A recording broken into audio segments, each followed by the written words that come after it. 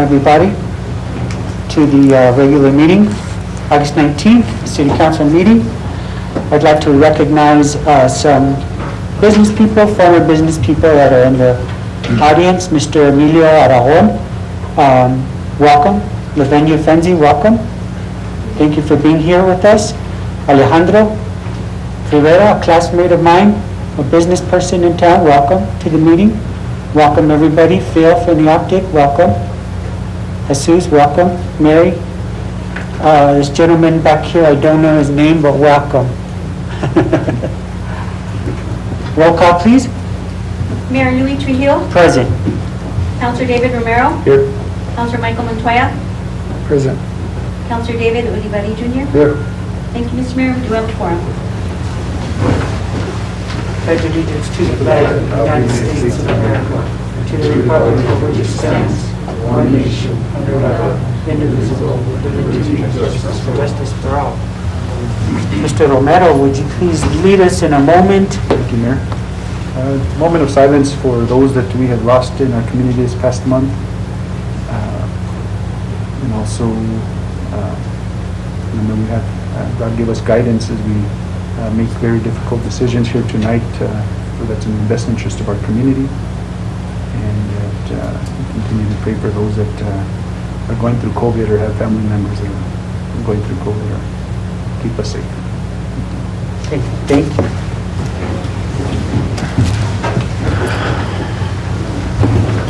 Mr. Mayor, next item on the agenda is approval of the agenda. Mr. Mayor? Mr. Romero? I'd like to move item 13, right after, make a motion to approve the agenda with the changes of item 13, executive session, before the mayor's appointments.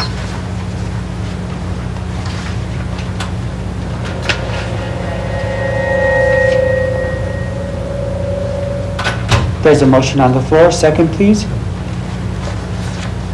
Second as well. Second by Mr. Ulibarri. Roll call, please. Councilor Montoya. Yes. Councilor Romero. Yes. Councilor Ulibarri Jr. Yes. I have a motion by Councilor Romero, a second by Councilor Ulibarri Jr. Thank you, Mr. Mayor. Motion carries. Thank you. Mr. Mayor, we have executive session. Yes, thank you. Mr. Mayor? Make a motion to enter executive session to discuss personnel matters as permitted by Section 10-15-1H2 of the New Mexico Open Meetings Act and NSA 1978. There's a motion on the floor to enter into executive session by Mr. Romero. I'll entertain a second. Second. Second by Mr. Ulibarri. Roll call, please. Councilor Ulibarri Jr. Yes. Councilor Montoya. Yes. Councilor Romero. Yes. I have a motion by Councilor Romero, a second by Councilor Ulibarri Jr. Thank you, Mr. Mayor. Motion carries. Thank you.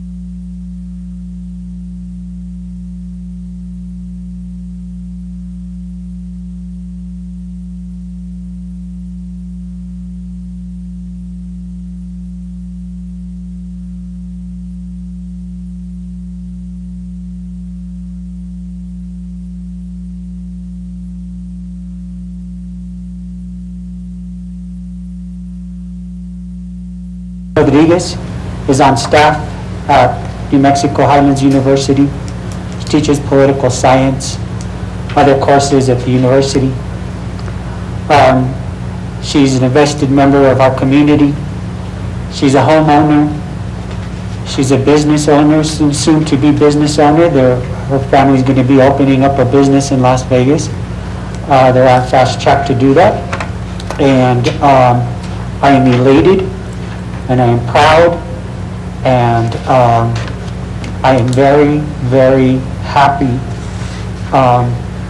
to nominate Dr. Elaine Rodriguez to fill the seat for Ward 3.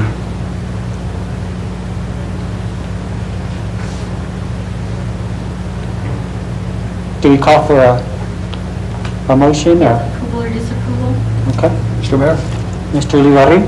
to approve, to appoint Dr. Elaine Rodriguez to fill the vacancy of Ward 3 City Council position. Second, Mr. Mayor. Thank you. We have a first by Mr. Ulibarri, a second by Mr. Montoya. A roll call, please. Counselor Montoya? Yes. Counselor Ulibarri Jr.? Yes. Counselor Romero? Yes. I have a motion by Counselor Ulibarri Jr., a second by Counselor Montoya. Thank you, Mr. Mayor. Motion carries. Thank you, Cassandra. Cassandra, could you do me a favor and read the letter of interest that Dr. Rodriguez submitted for the record, please? Certainly. Could you come up to the microphone? Thank you.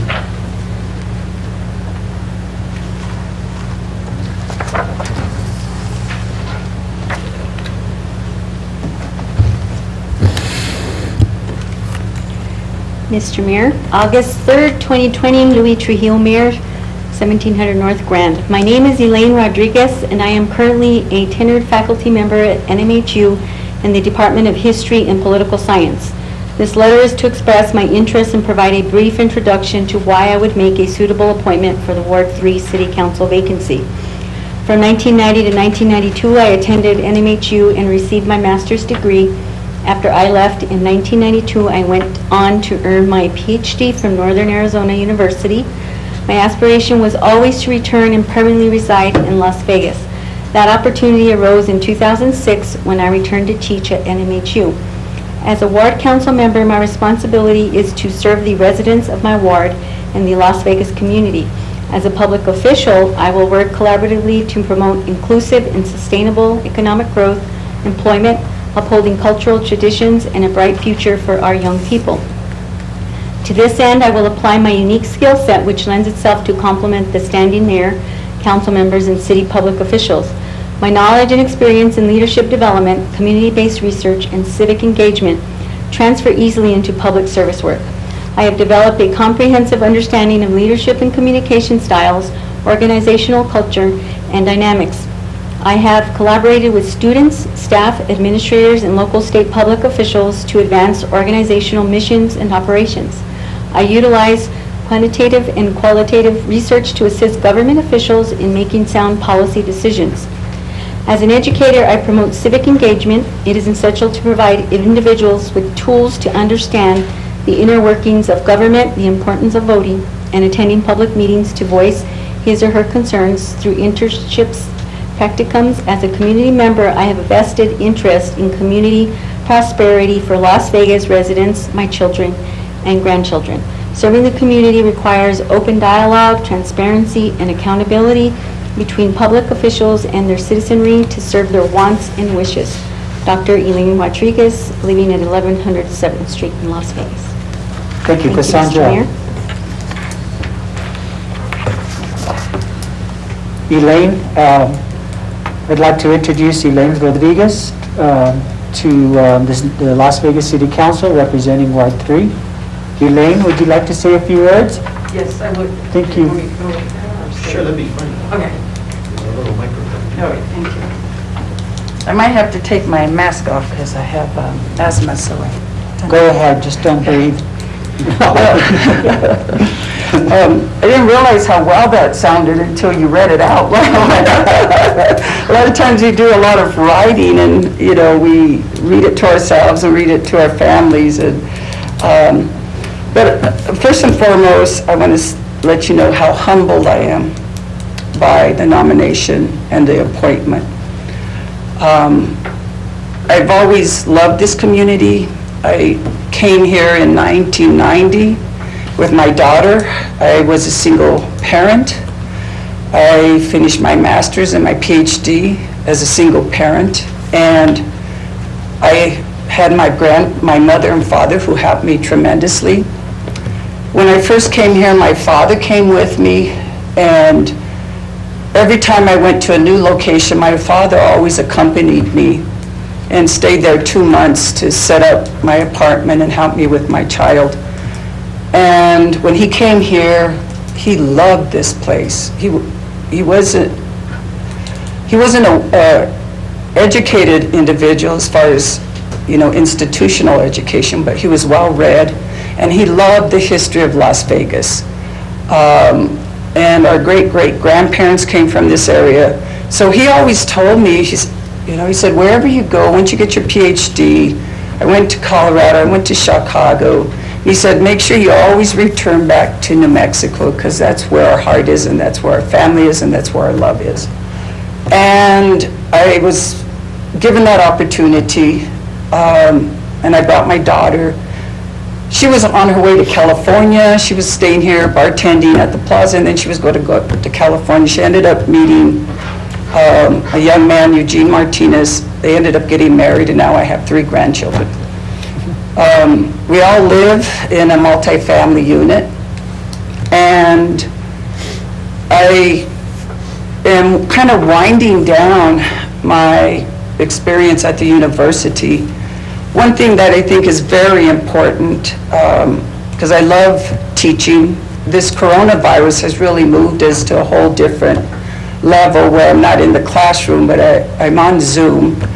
I love teaching, I love research, so I always get my students to engage in research. We do multiple projects, as I pointed out in my resume.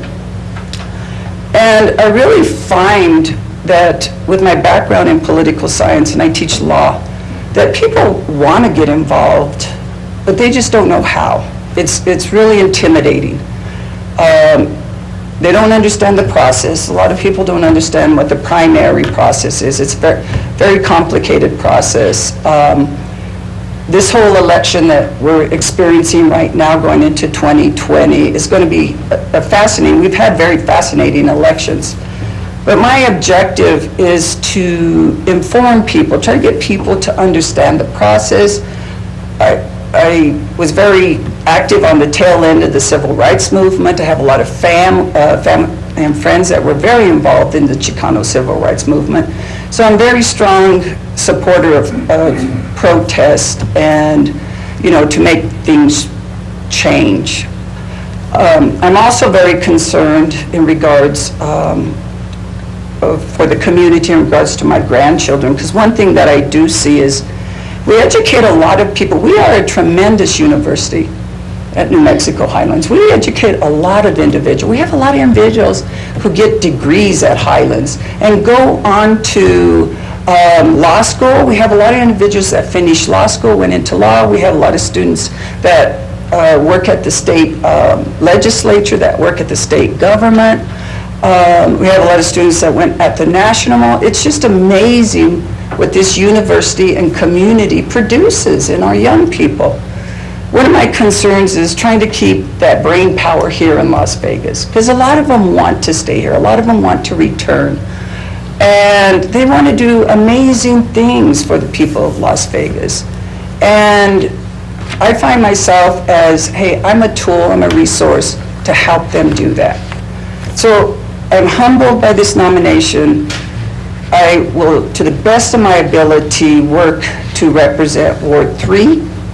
I also want to mention about Joseph Baca, because I had numerous conversations with him when he was running, and he had some very valid issues that I think are very important, and issues that I would like to also work towards. And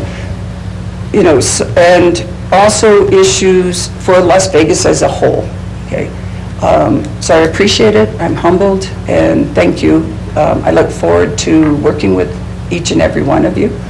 And any resource, it's also nice to be kind of a liaison, I'm hoping, between the community and Highlands. But I'm open for any questions. I know some of you probably don't know me. I'm in the university, I work with the students. I was mentored by Dr. Marilio Vigil. I don't know if you know him. I was And too. He was my mentor. If it wasn't for him, I wouldn't have went and got my PhD. Now, He taught me all my skills when I did my master's here. He recommended me to a program at NAU, and I was able to get in. I mean, I owe a tremendous appreciation to that gentleman. Yes, and that's probably Thank enough. you, Elaine. Sometimes we talk a little bit too much because we're left, so I apologize. it's fine. Anybody else? Mr. Mayor, do we have any letters or any input on this? I think we have public input. Mr. Mayor, we do have public input, and it's further down after the Okay. resolution. Okay. And would you like to administer the oath of office right away? Mr. Mayor, I believe we need a vote. I'm sorry? You had a vote on that? You already voted Yeah, on you it? voted on it. Oh, okay. I'm sorry, I got So the city attorney, did you want to do the oath of office? If This you've time? got it, I don't have it. That's okay. Thank you. Time to put your hand on the Bible. Lisa. Congratulations. Thank you, sir.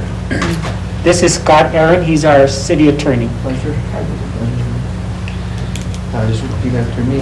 I, Elaine Rodriguez, I, Elaine Rodriguez, having been appointed to the office having been appointed to the office of Councilor Ward 3 of Councilor Ward 3 of the City of Las Vegas of the City of Las Vegas of San Miguel County of San Miguel County in the state of New Mexico, in the state of New Mexico, do solemnly swear do solemnly swear that I will uphold that I will uphold the Constitution of the United States, the Constitution of the United States, the Constitution and laws of the state of New Mexico, the Constitution and laws of the state of New Mexico, and the Charter of the City of Las Vegas, and the Charter of the City of Las Vegas, and will faithfully and will faithfully and impartially and impartially discharge the duties discharge the duties of said office of said office to the best of my ability. to the best of my ability. So help me God. So help me God. Thank you. Thank you. Welcome. Mr. Montoya? Yes, Mr. Mayor, I would like to just mention that we had a lot of requests, at least I did, and I know you did, Mr. Mayor. You mentioned that in the last meeting.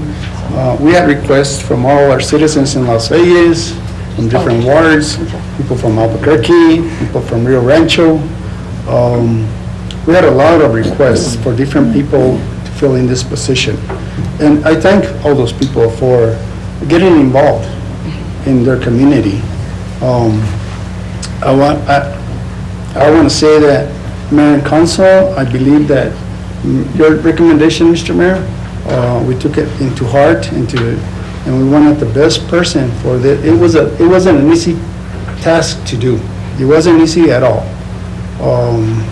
This is probably one of the hardest things I'll do in my 4-year term, is appoint somebody to a seat of another ward. We wanted somebody fair, just, family person, educated person, somebody that would represent the ward and the city, and I believe that's what we got in this application and in this resume. Mr. Rodriguez, I had never met you before, so my qualification, your qualifications went on your resume, and that's what I went on, my decision. No politics used, even though I do, like I said, Mr. Mayor, applaud all those people that submitted names, or those other people that submitted their names for the position. And I welcome you and congratulate you, and we move forward. Thank you. That's the only way we're going to go here, is forward. Thank you, sir. Thank you. Thank you, Mr. Montoya. Anybody else? Mr. Mayor, Mr. Livari? welcome. Elaine. It took us a while to take care of this. I want to thank the people that did apply for the same council seat. But we made a good choice, and we just got to move forward and look at what we can do for this small city. It's a beautiful city. I'm looking forward to show you Ward 1 with our manager, and maybe the rest of my councilmen can do the same thing and look at your ward, what we can do for your ward, what we can do for the whole city. Thank you and welcome. Thank you, sir. Thank you. Appreciate that. Next door, I just wanted to welcome and congratulations. And if Thank you, there's Mr. anything that, I could do, or, any of us, I know there's a lot of residents probably within the area that, that probably we know or whatever, and if you need that, we're willing to help out or do whatever we need. Thank you. Thank you. I'd like to say that Dr. Rodriguez just got sworn in. She will be in her seat at the next meeting. She didn't feel comfortable voting on everything tonight, but you're welcome to stay and get some more information but welcome, Elaine. Thank you Thank you. so much. Thank you, Mayor Trujillo. Appreciate. I would like to stay, do you want me to take a seat Take a seat in here the now. back, just to kind of? You can sit there now. Okay. Yeah, you can sit, that's your seat. You can sit there now and Thank you. listen up. Thank you. Thank you, Mr. Mayor. Next item on the agenda is council reports. Anybody? I'd just like to mention, Mr. Mayor, that I want to thank New Mexico DOT, Mr. James Gallegos and the Las Vegas Patrol crew for donating all those boulders to the rec center, the city of Las Vegas, in order to beautify our entrance to our rec center. Thank them very much for the current contribution. Thank you, Mayor. I just want to mention that it's been a while since the city's had such a good working relationship with DOT. We've always had it, but it seems like this group is really willing to help the city, and so I thank the commissioner, Mr. Adams and then Mr. Gallegos. They're just wonderful to work with, and they've helped us out so much, so thank you for helping too. And we did, through staff, send out a letter of recognition and thank yous for them today from the mayor and council and our city manager, of course, that took a big role on it, and our director, Stephen Aragon at the rec center. Thank you, Mr. Mayor. Thank you. Anybody else? Mr. Mayor, I just wanted to thank you. I know I'll be hosting your mayor's cleanup on September 12th. I Yes. just wanted to, I know by the time we meet next time, it's going to be a while, but September 12th will be the cleanup in Ward 4. And also just in my report, just thank you, Dr. Taylor and staff, Public Works, and we were able to go look at some issues in Creston and some issues with the school. There's a piece of property that they're getting ready to build their roadway from the high school to Independence, and there's a piece of property that's kind of in jeopardy. So thank you, Dr. Taylor, for being involved there and getting involved and helping out. It's kind of my report. Thank you, Mayor. Thank you. Mr. Mayor, there was an additional item that I failed to mention under your mayor's appointments, if I may. I sent out to you, Mayor and Council, a letter from the New Mexico Municipal League in reference to their annual virtual conference that they're going to be holding now in September 1st through the 3rd. And they sent a letter asking the governing body to decide on a voting delegate and an alternate. So when we could do that and get that information to them, it would have to be somebody that is going to be attending that virtual conference, and the annual meeting that they're holding is on September 3rd. So that person would need to be able to attend virtually, and if not, then the alternate would attend in their place. So if we could do that, I'd ask if we could just get back to that. Thank you. Any nominations? Any volunteers? That's a 3-day conference? That's September 3rd is their annual business meeting, and the conference actually starts the 1st. And you have to attend all the conference, or just that I day? believe you can attend just the business meeting, Yeah. but you have to register. 'Cause that's a lot, 3 days of, virtual on Zoom, conference. virtual. That's murder, but, Are you interested in attending the business meeting? I don't have anything scheduled, Mr. Mayor. I'd volunteer to do that. Okay. If there's no objection or No problem. You wanna I'd like to nominate or attend to it, whatever? I could be an alternate. Okay. Thank you. Do we need to vote? Very good. No, I think if everybody agrees, then, Okay, thank you. thank you, Mr. Mayor. And did we have Mr. Crispin wanting to introduce some officers? I believe, is he going to do that, yes, under your mayor's recognitions? Are we done with the councilors' reports? Mm-hmm. I believe he's out here.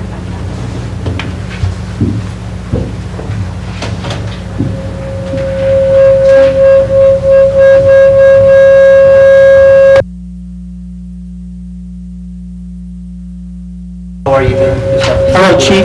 Congratulations, Dr. Rodriguez, on your new appointment. Thank you. I just want to take a few minutes out of your time to introduce our new officers that are coming on board with us. It's kind of history for Las Vegas. We have 3 new officers that are going to be commissioned tonight. And also my deputy chief, Kenneth Stumberg, we haven't commissioned him or made him official. I've been waiting,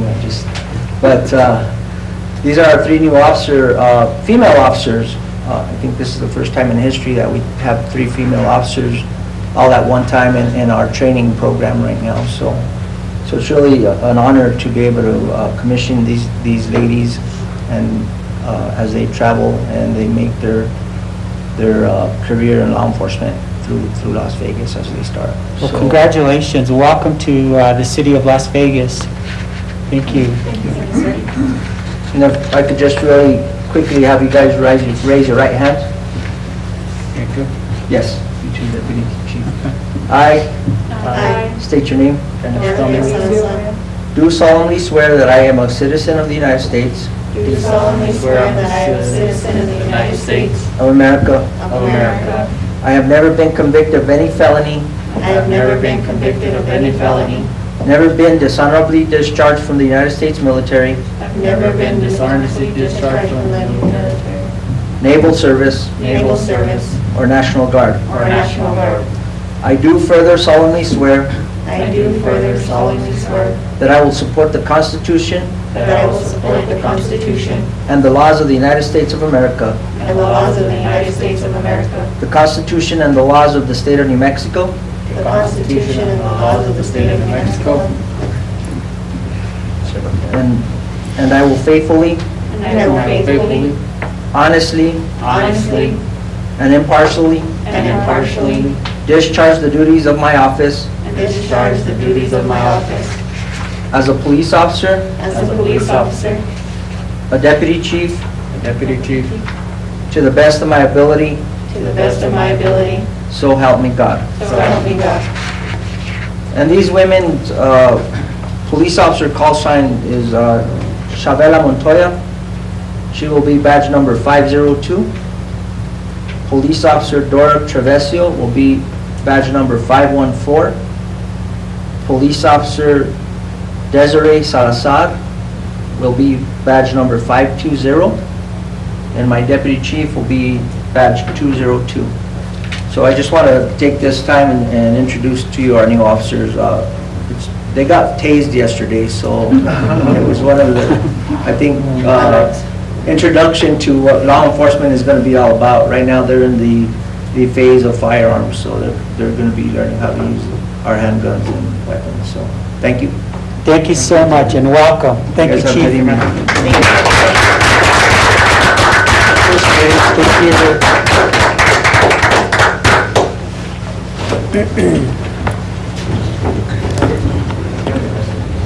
Mr. Mayor, we do have a proclamation.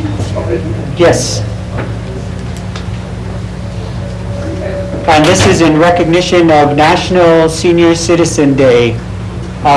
We were going to be doing a big celebration for the Senior Citizen Day, and Wanda and former City Council member Barbara Perea Casey worked together, and we decided that we would postpone due to COVID.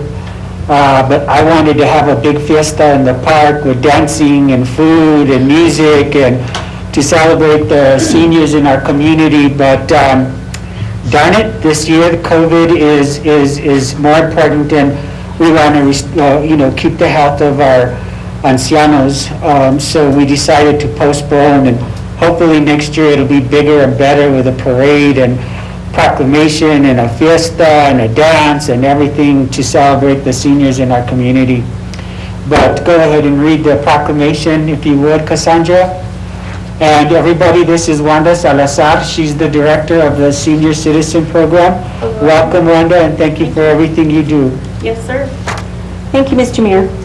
Whereas throughout our history, older people have achieved much for our families, our communities, and our country.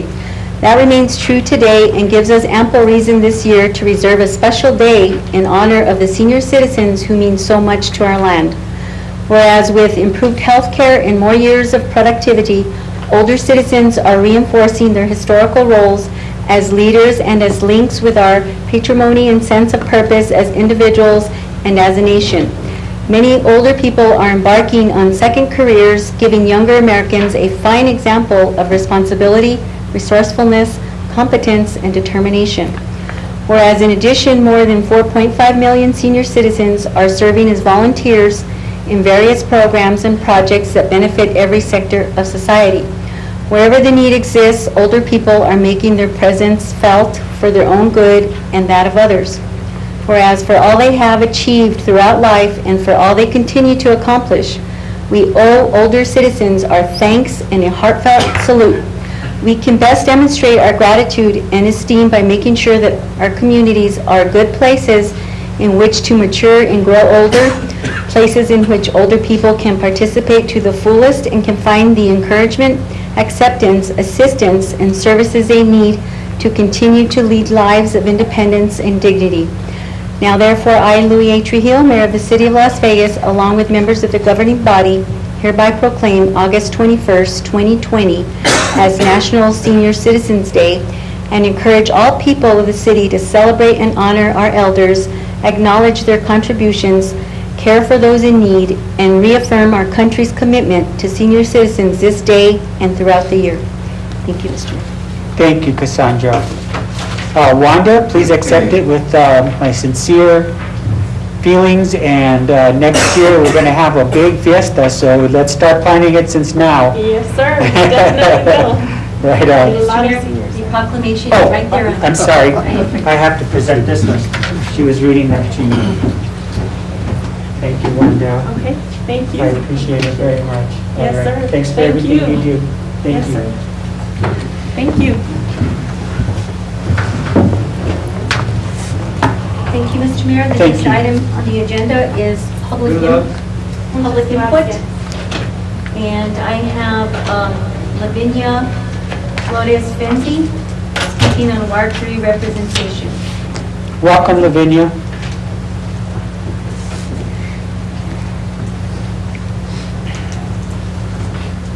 Thank you so much, Mayor and City Council, for allowing me to speak. How long do I get for public input? Isn't there a time limit? 3 minutes. 3 minutes? Then I better speak fast. Can you hear me, or do I need to speak louder? No, that's fine. Okay, very good. I am a little bit disappointed that the vote on our representative for Ward 3 occurred before public input. And so it places me in a bit of an awkward position, as you understand. And this is not personal, but I did want to comment that, Ward 3 has not had a representative. And that's serious, because our voices need to be heard. I think the situation is that really the citizens, and I just consider myself a representative of many of the constituents in Ward 3, and of course citywide. And oftentimes, you want to kill the messenger, but I'm here to say that a lot of people are extremely disappointed in the process of how this decision was made. The problem in the process is that it was unfair. A lot of people felt it was unfair and undemocratic. And for instance, people communicate now through text. If I sat here and I read all the texts and the communications that I've received, we'd be here all night.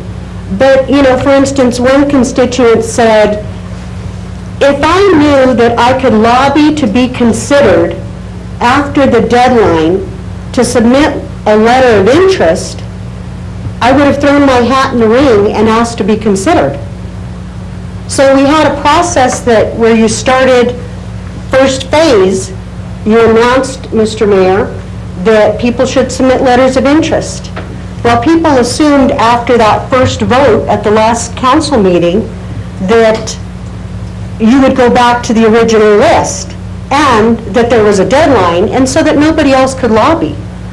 But evidently that wasn't the case, because we had candidates or letters of interest submitted afterwards. You're wrong. Go ahead. Okay? So I think that's, it's disappointing. It's certainly discouraging when it comes to encouraging people to have input in the process, when it appears oftentimes like a decision is made in advance. And it doesn't matter what the constituents think. And I am a constituent of Ward 3, and to be perfectly honest with you, if I hadn't thought that it was possible that after the first vote, I could throw my hat in the ring, I certainly would have asked for consideration. So I can certainly see how our other constituents in Ward 3 feel. I was going to offer a solution tonight. Most people feel that really we should have gone to a special election. That would have been the only democratic process that would have been fair, to allow us to choose our elected representative. I do believe that we feel that we've been eliminated out of that decision-making process. And, if public input is important, then certainly that has not happened. You will make the argument that, well, a recent appointee will serve less than 2 years and have to run again. I've also heard that, well, a special election costs too much. Yet, when somebody wants to have a recall, we have to pony up the money for that anyway. So I'm disappointed. I know that many of the citizens of our community are disappointed. Obviously, again, I'd like to congratulate you, but I'd also, and this is not personal, I'd like to just close by saying that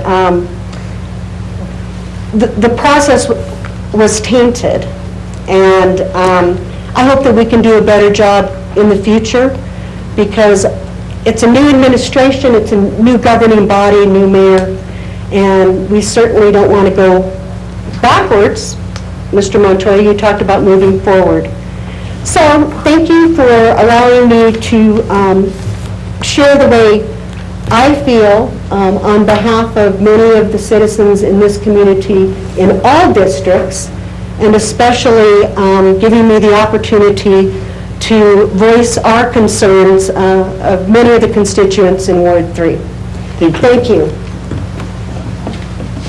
Mr. Mayor, I also have several public input letters that were given to me, so if I may, I can Sure. read them into the record, please. Mr. Mayor, just point of clarification, in support of the mayor's seat, no one was considered after the fact of the first time period, the first days that were people that were submitting their resumes or their letters of interest. When we didn't go with his first recommendation, he stuck to that list, and no other person filed after that fact. We didn't take anybody else after that fact into consideration. Thank you, Mr. Mayor. Thank you, Just for Dr. clarification. Thank you. Sandra? Thank you, Mr. Mayor. So I'll go ahead and read the letters of input for this meeting that I received for this particular meeting. Go ahead. This letter is in support of Barbara Casey and her desire to sit once again in the Las Vegas City Council I've known Barbara since I moved to Las Vegas. She and I sat side by side on the Literacy Council for over a year. That was when I began to chat with Barbara about her beliefs concerning the future of the city.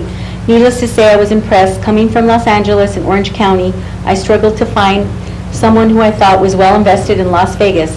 I'd been education chair of the North Orange County League of Women Voters for nearly a decade, and I wanted to see Las Vegas have the same opportunities for growth as my city in California enjoyed. Barbara Casey definitely was a spokesperson for achieving those goals. Barbara's run for mayor only strengthened my resolve to see Barbara succeed. Although she didn't capture the office, I have no doubt at all that Barbara will become again the trusted, hardworking woman who Las Vegas is privileged to support. Please seat her on the council. If you know Barbara as I do, you will find her a gem, one who deserves and will best use this position. Best regards, Mary Beth Song. My name is Mary Jane Rael Valdez. Hello, I understand Joseph Baca has resigned from Las Vegas City Council. I am asking each city councilor to consider support for Ms. Barbara Perea Casey for Ward 3. Barbara and I have known each other since childhood neighbors. I have always admired her strong commitment to the city and the citizens of our beloved Las Vegas. Her work experiences with educational systems and government are admirable. Ms. Perea Casey is approachable and down to earth should any citizen have a concern, suggestion, or need assistance. Her experience and activism are an asset to the community. She has proven herself to work well with city council members. She, along with you and other members, have much to offer to Las Vegas and citizens. Thank you. Mayor Louis Trujillo and city council members, I would like to take this opportunity to write this letter of support for Dr. Barbara Perea Casey for the vacant Ward 3 position. Dr. Barbara Perea Casey is an outstanding public servant. I have, through my mother, been able to see her firsthand her dedication to the city of Las Vegas as she seeks what is best for all residents. She is a person of the highest integrity, and you can depend on her word. She has contributed countless volunteer hours to support our community through her involvement with the San Miguel County Family and Community Health Council, the Literacy Council of Northeastern New Mexico, and CASA, a nonprofit agency advocate for abused and neglected children, and many more. Barbara Perea Casey's impeccable long-standing career as a bilingual educator, superintendent, state legislator, adjunct professor in New Mexico Highlands University Foundation board member proves that her excellent background will be contributive positive results in her serving on the city council. Her leadership skills will be evident in working with other council members and in applying decision-making for our city. Thank you for your consideration of Dr. Barbara Perea Casey. I admire her leadership and personal courage. She is a role model for what the public service is about. From Henry Abeta. It is with great honor and pride that I recommend Dr. Casey for the position of counselor for our great city of Las Vegas, New Mexico. Dr. Casey is a proven leader and a pillar of our community. She has held the position of superintendent for several school districts in New Mexico, all with excellent results. As superintendent, she performed exceptional, and her school districts prospered both academically and financially. She has been a state representative for Chaves County, and her district benefited extensively from her representation. Dr. Casey is a former city councilor and represented Ward 3 remarkably well. She is very knowledgeable with government policies and procedures. I endorse Dr. Barbara Perea Casey most highly, for she has always performed in a professional manner. She is a hard-working, loyal team player and a very productive public servant. Dr. Casey would be a great asset to you and your fellow councilmen in providing strong leadership to our community. Thank you. Who's that? Point of order, I don't know if I can call for a point of order, What was that for? but you've already selected the individual with Lally. These were letters that were submitted as public input, Mr. Aragon, It should have been done before the selection. and I've read every single one of them, and so has the council. But for the record, we need to read them. Mayor and council, as a small business owner, husband, father, and grandfather, I am concerned about the future of our city and how we will recover from the COVID-19 pandemic. I know it will take qualified and knowledgeable leadership at the city council level, and that is why I am writing in support of appointing Dr. Barbara Perea Casey for District Ward 3. I am in support of Dr. Perea Casey because she has experience and proven leadership skills to handle today's community challenges. She has the experience we are going to need as we move forward into recovery mode from this pandemic. Dr. Barbara Perea Casey's proven history in government bylaws and leadership will provide guidance on how to position our city to seek outside collaboration and support on immediate recovery efforts. She will bring a wealth of knowledge and a sense of security to all the residents of our city. Thank you for your time and consideration in selecting Dr. Barbara Perea-Casey. She is the best candidate for Ward 3. We, the residents, deserve to be represented by someone with a long-standing and sincere commitment to Ward 3. Sincerely, Greg L. Martinez. Dear Mayor and Council, our Las Vegas, New Mexico community knows former City Councilor Dr. Barbara Casey served with diligence and excellence during her term in District Ward 3. She is hardworking, dedicated, and most important, knowledgeable in the needs of our city. She represented District Ward 3 and the citizens without exception. She is an advocate for her community, and she is unfailingly available to hear our concerns and provide resource solutions. Appointing Dr. Barbara Casey to District Ward 3 will best serve the interests of all. She is the people's voice, and we in District Ward 3 know that she is our counselor who is always available and ready to serve her residents. Thank you for your time and consideration. Dr. Barbara Casey is the best candidate for our District Ward 3. Sincerely, Carlos J. Martinez. Mayor Louis Trujillo. Dear Mr. Trujillo, I am writing to urge you to appoint Dr. Barbara Perea-Casey to the City Council vacancy for Ward 3. I have known Dr. Casey since she served with distinction in the New Mexico House of Representatives. For the last several years, I have worked with her in the Las Vegas branch of the American Association of University Women, of which she is currently co-president. She has been a particularly important and active member of the AAUW and has been the primary organizer for our annual public forums with elected officials, both local and state. She has also contributed her time, skills, and knowledge to AAUW's annual Girls Can event for 5th grade girls and our used book sales, which raise funds for scholarships and our educational programs. Barbara brings a wealth of knowledge, experience, and understanding to every position she takes and has a long history of public service to both Las Vegas and the entire state of New Mexico. I have found her to be unfailingly responsive to the needs and concerns of other people, respectful of other people's viewpoints, and very willing and able to provide help and guidance in a variety of situations. I genuinely believe that appointing Barbara to the vacant seat on the Las Vegas City Council would be in the absolute best interest of all the citizens of Las Vegas. Finally, I request that this letter be read into the record of the August 19th, 2020 City Council meeting. Sincerely, Phyllis Ludi. Dear distinguished Mayor and Council members, my husband and I are longtime residents of Ward 3. After hearing of Mr. Baca's resignation, we wrote a letter to Mayor Trujillo recommending that Ms. Barbara Perea-Casey be considered to fill that position once again. Now, after hearing that the council seat is still vacant, we are again recommending that she be considered by each of you as knowledgeable and experienced candidate for this position. I have known Ms. Perea-Casey for 50 years, and in all my dealing with her, have always seen her act with integrity, honesty, and determination. She is committed to doing what is correct and legal.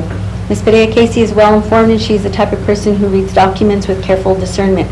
If she does not understand or needs further explanation, she is open to other interpretations and will make a decision taking into account those that are for the betterment of all. When speaking about her as a professional, one can expect healthy discussions from her, but never open disrespect of her colleagues. She is not afraid to voice her opinions in public and is not influenced by those who do not act in the community's best interests. Not too long ago, there was an editorial in the Optic that stressed the importance of selecting a council member who is familiar and knowledgeable with the work and the processes of the city council, and that the selection of such an individual would give additional stability to the current board. We believe that this describes Ms. Perea-Casey. From all that we could gather from the newspapers regarding the past in-house disagreements at City Hall during the last administration, it would be refreshing to see her serving with you, the current mayor and present board. We appreciate your willingness to read this letter. Thank you, Sarah and Jay Harris. Dear Mayor Trujillo and Las Vegas City Councilors, I am a longtime resident of Ward 3 and would like to nominate Barbara Perea-Casey to be appointed as Ward 3 Councilor. Perea-Casey has proven to be ethical, knowledgeable, transparent, a true citizen of Las Vegas. Thank you. During her past term as a councilor, she showed concern for not only for Ward 3, but the entire city of Las Vegas. Perea-Casey brings knowledge of the local and state governments, MOUs, policies, and procedures. Perea-Casey is passionate about Las Vegas. She volunteers for various local entities, sits on committees throughout the city. The thing that stands out in my mind during Perea-Casey's past term was no nepotism, no corruption, no question of where her intentions lied while in city government. To make a seamless transition from Mr. Baca to a new councilor, I believe wholeheartedly that Ms. Perea Casey would continue to express the same concern and dedication to the city of Las Vegas. Please take into consideration my nomination of Barbara Padilla Casey. Thank you, Mr. and Mrs. Saiz. 804 Pecos Street. Excuse me.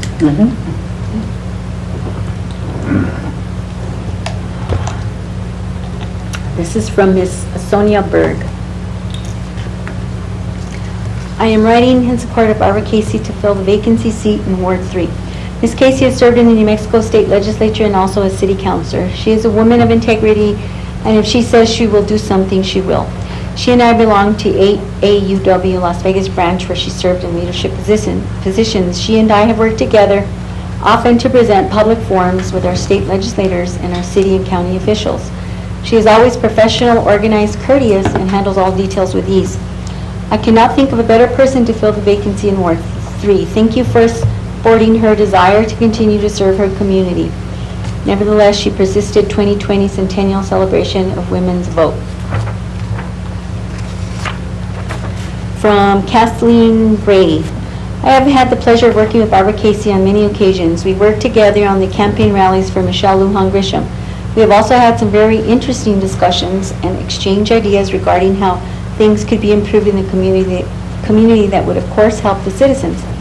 I feel she is an excellent choice for this seat. She brings a great deal of experience, knowledge, and passion to this position. She is an excellent addition to the board. She doesn't play favorites and will do everything that she can for the betterment of the community. Thank you for your time. From Pamela Martinez, dear gentlemen, I am writing this letter in support of my neighbor, Ms. Barbara Padilla Casey. Aside from being my neighbor, Ms. Casey has been my school superintendent several years ago during my career. Ms. Casey has shown great ability to perform duties in the capacity of City Councilor Ward 3 in the past. I would like to see her return to the seat to represent me, my family, my neighborhood, and my town. I believe she performed in this capacity with great fidelity, always with the best interests of our community in her motions and votes. She is smart, experienced, and committed to the people of our community. Please consider her for this empty seat so she can rejoin the council and continue to do good work for our lovely community. Respectfully. From Mary Byers. I recommend Barbara Casey for the vacant city council seat in Ward 3. She is an excellent member of our community. I live at 2008 Longview Drive. I have known Barbara for more than 5 years and worked on community projects with her. She is smart and a forward thinker with ideas and solutions to problems. She is relatable and shows up for meetings with her homework done. I endorse for the vacant city council seat in Ward 3. Thank you sincerely, Mary Byers. Mayor Louis Trujillo and city councilors, please accept this letter as an endorsement and or support for Dr. Barbara Casey to council for the open Ward 3 seat. We've had the pleasure of knowing Dr. Casey for many years now, and we are convinced of her dependability, reliability, integrity, and public service to our community. She's been an educator and public servant in many capacities within our community, to include a counselor for Ward 3. It is our opinion she would be able to hit the ground running as a counselor. We have observed her receptiveness to the needs of her constituents and the community. We observed as she performed her duties with integrity, not shying away from the tough questions and or issues. We feel it will be in the best interest of our Ward 3 that Dr. Barbara Casey is our representative on the City Council.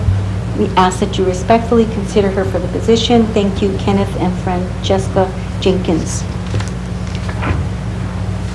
The City Council is currently in desperate need of filling the vacancy in Ward 3 with a competent, experienced, and well-informed person, one who thoroughly knows Las Vegas inside and out, and has for years. Barbara Padilla Casey has volunteered in multiple areas to facilitate progress in our city and surrounding communities, as well as worked professionally in Las Vegas and capably and efficiently already represented her ward and the needs of the city on the City Council. Her having already held that position along with her vast experience makes her the person most qualified to serve on the City Council and fill the vacancy in Ward 3. Please nominate Barbara Casey for the vacancy in Ward 3. Thank you for your attention. Carol Winkler. And the last one, my name is Carol Lynn, and I've been a resident here nearly 20 years after retiring from 25 years as an administrator at Eastern New Mexico University in Portales. My husband Patrick Rucker and I have so enjoyed our life in Las Vegas. I am delighted to write to you in support of the appointment of Barbara Padilla Casey to City Council Ward 3 position. I have known Barbara for many years and worked with her in numerous projects and committees. I have found Barbara to be thoughtful, thorough, disciplined, precise, caring, and persistent. Barbara commits to something, she will see it through to the end with grace, courage, and compassion. Barbara's dedication to and love for the city of Las Vegas have been readily on display in her past tenure on the city council. She knows and understands the city from both macro and micro views. She knows and understands the documents that outline the legal and policy elements of the city, as well as the procedural guidelines that direct the operation of the city. As a person of conviction and principle, Barbara takes very seriously her responsibility to the people of Las Vegas. She is the first to praise for the wonderful things about Las Vegas. She is also the first to speak out if she believes something is not as it should be, and she backs up her concerns with careful, thorough research. Barbara has proven her worth as a city councilwoman, and I believe she is the most well-prepared person for the job. I encourage you to appoint her forthwith. I would be happy for this letter of support to be read at the upcoming city council meeting. Sincerely, Carol Lim. Thank you, Mr. Mayor. That concludes public input. Thank you. I was so mine next week, okay, but obviously, there's no dates on it.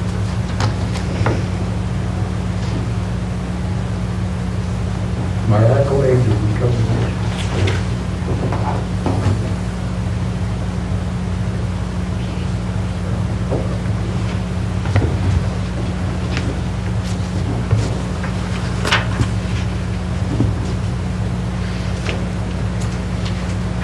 Thank you, Mr. Mayor. The next item on the agenda is City Manager's Report.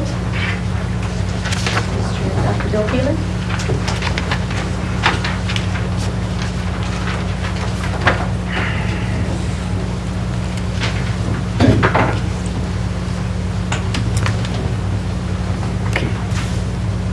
So I just have 6 items to report very quickly.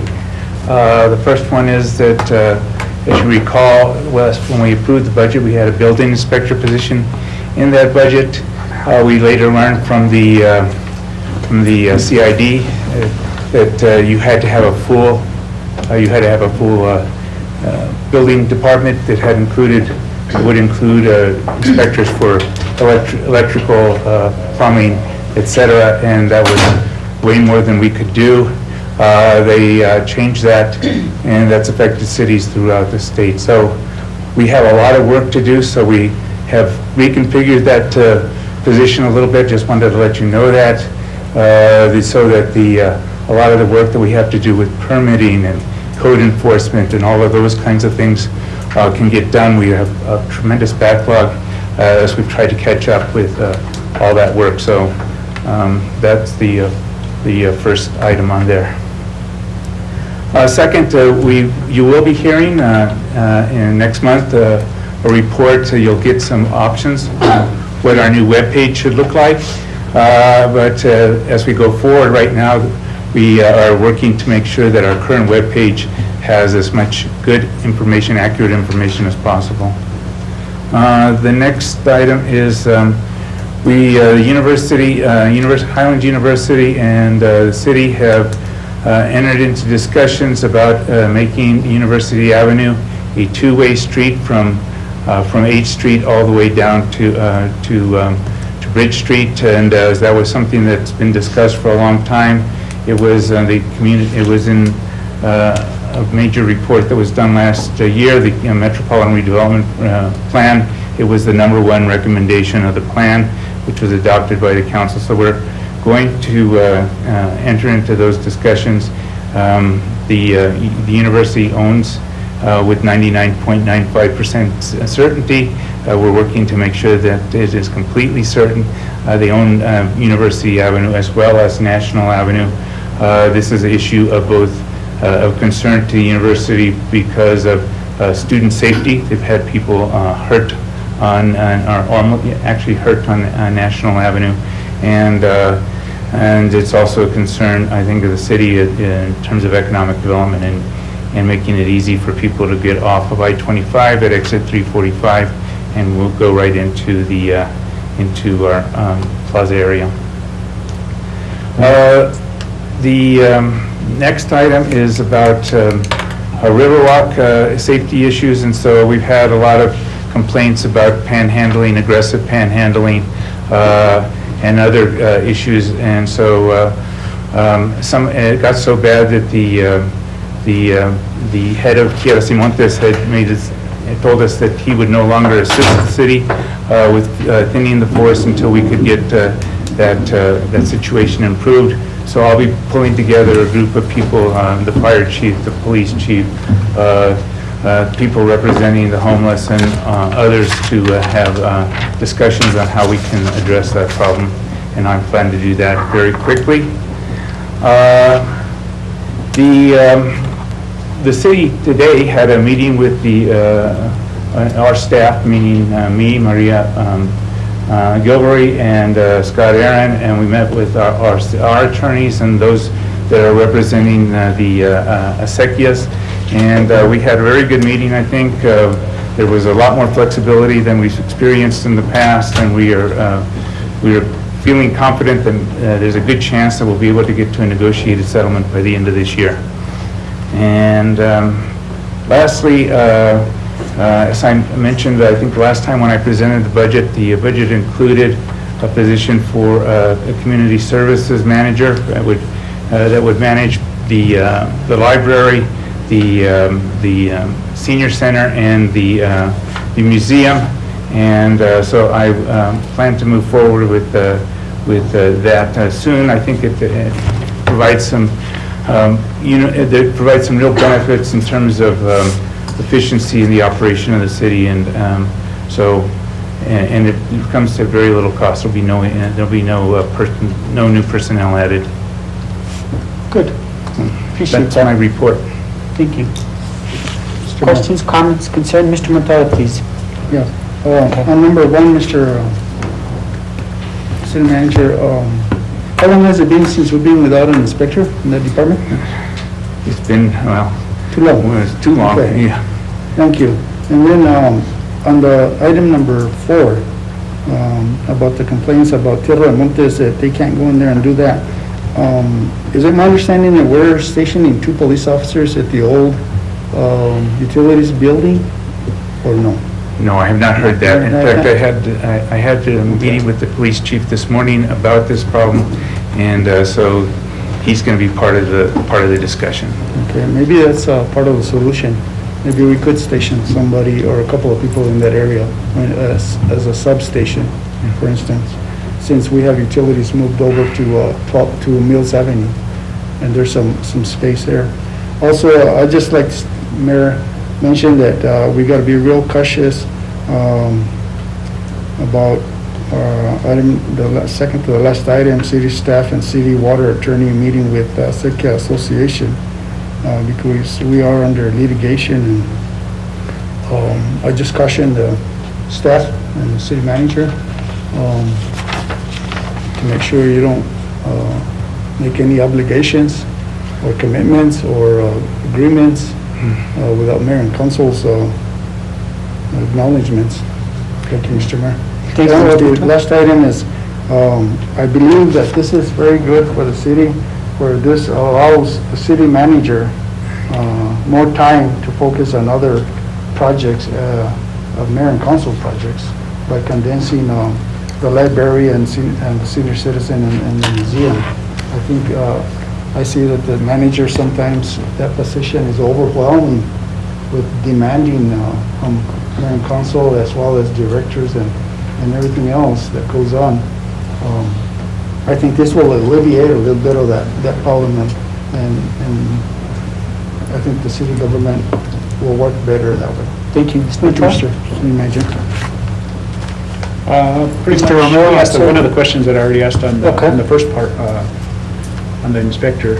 The question that I had on the manager for community services, and I think I brought it up before, is I know, you're making those changes, but could we formally, because we're actually changing the organizational chart of the city, can you actually, I don't know if this has to be done before, now we have a council member in Ward 3, so we'll be having that retreat, so we could actually formally approve that organizational chart? That would be fine with me, Council. That's why I brought it before you, so that it's transparent where we're going, and, I defer to your judgment as a council. Can we look at a retreat, Mr. Mayor? We'll get some days out. Yes. Anybody else? Thank you. Next order of business, please. Thank you, Mr. Mayor. Next order is finance report. We have our finance director, Jesus Barquera. Mr. Vaquera?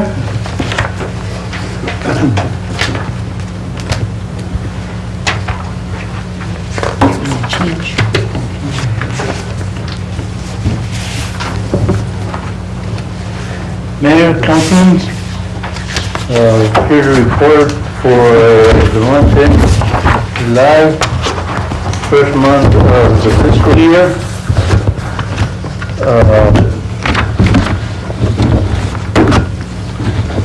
Your general fund revenues had an increase of 11%. Your expenditures for the general fund had a decrease of 7%.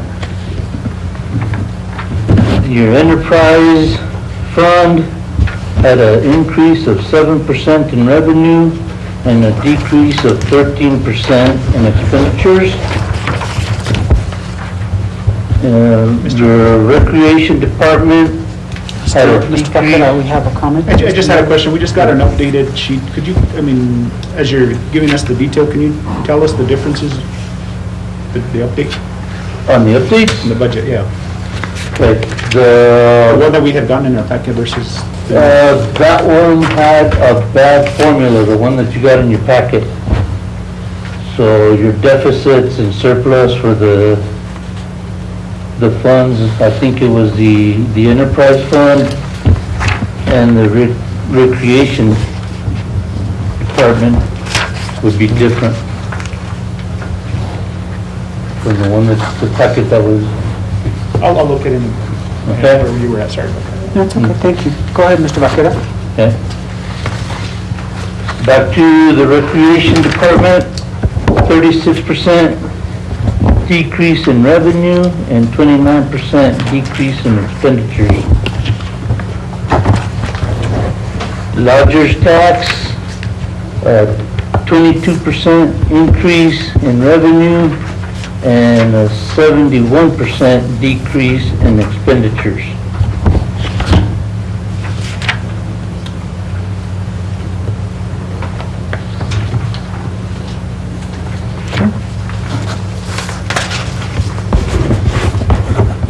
Any questions, anybody? Regarding the budget? Mr. Vaquera, I will always ask you this at every city council meeting, so be prepared to answer this. Is there anything in this budget that you presented that causes you any concern that we should be notified about? Any big shift in any kind of funding, anything that you're concerned about? Any negative trends that you need to tell us about?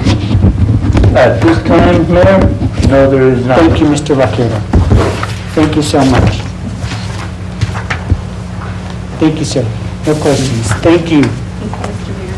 Thank you, Mr. Vaquera. Thanks, Cassandra. Next item is business items. We have item number 1, conduct a public hearing and approval, disapproval to adopt ordinance number 20-08. We have our planning and zoning coordinator, Maria Perea, to present. Do we have to go into a public hearing? I'll entertain a motion to go into a public hearing. So move, Mr. Mayor. Motion by Mr. Romero, Okay. second by Mr. Olivari. Roll call, please. Counselor Montoya? Yes. Counselor Olivari Jr.? Yes. Counselor Romero? Yes. I have a motion by Counselor Romero, second by Counselor Olivari Jr. Thank you, Mr. Mayor. Motion carries. Thank you, Cassandra. I would ask at this time if our city attorney will swear in anybody who wishes to speak on this issue in reference to the Alejandro and Sharon Rivera application. You have. You'll need to, Yeah, you guys will come up in front. yeah, go ahead. Raise your right hands. Repeat after me. I affirm under penalty of perjury I affirm under penalty of perjury that I will tell the truth, that I will tell the truth, the whole truth, the whole truth, and nothing but the truth, and nothing but the truth, so help me God. so help me God. Thank you. Go ahead, Maria. Okay, good evening, councilors, mayor. This evening, I am presenting a rezone of property located at 1015 Railroad Avenue from Las Vegas, New Mexico, from a C3 general commercial zone to an R3 mixed residential zone, as per ordinance number 220-08, amendment to the official zoning map for the city of Las Vegas. We're requesting that this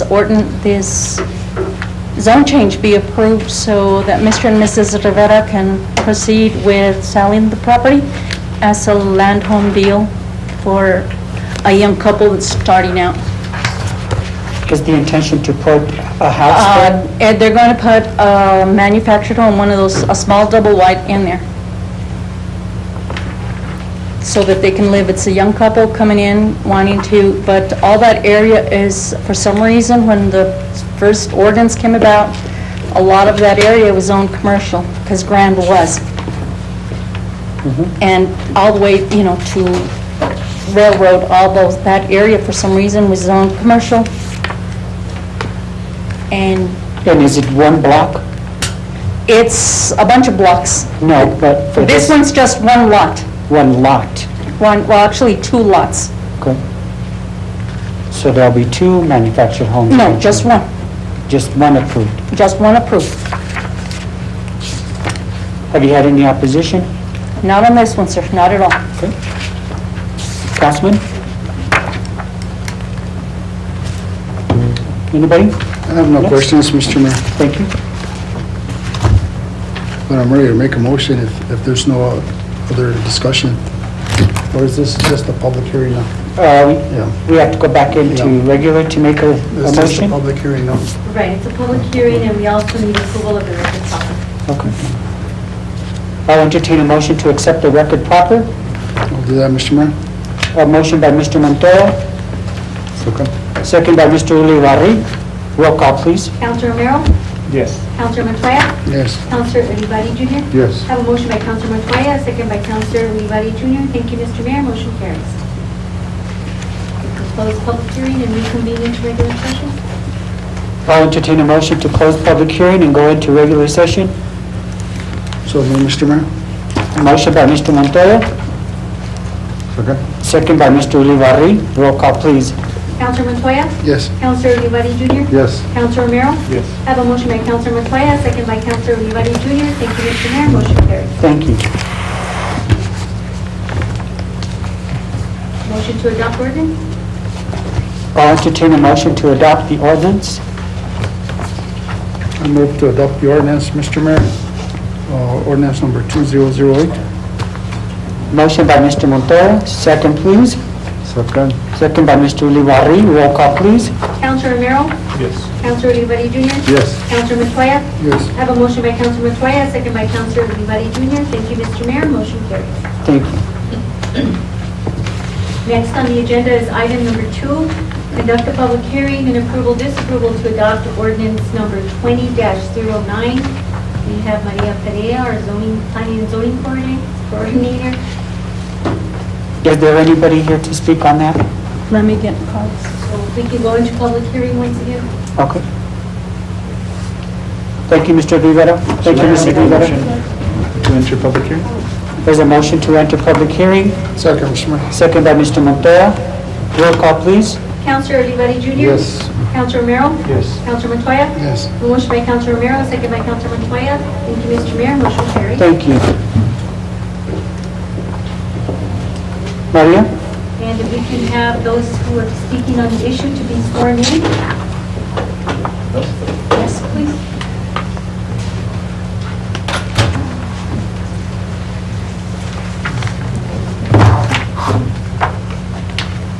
Guys, raise your right hand. Are you guys speaking at all? Maybe. Okay. We'll go ahead and swear you in now. Okay, and raise your right hand, repeat after me. I affirm under penalty of perjury. I affirm under penalty of perjury That I will tell the truth. that I will tell the truth, The whole truth. the whole truth, And nothing but the truth. and nothing but the truth. So help me God. So help me God. Maria? Take a seat.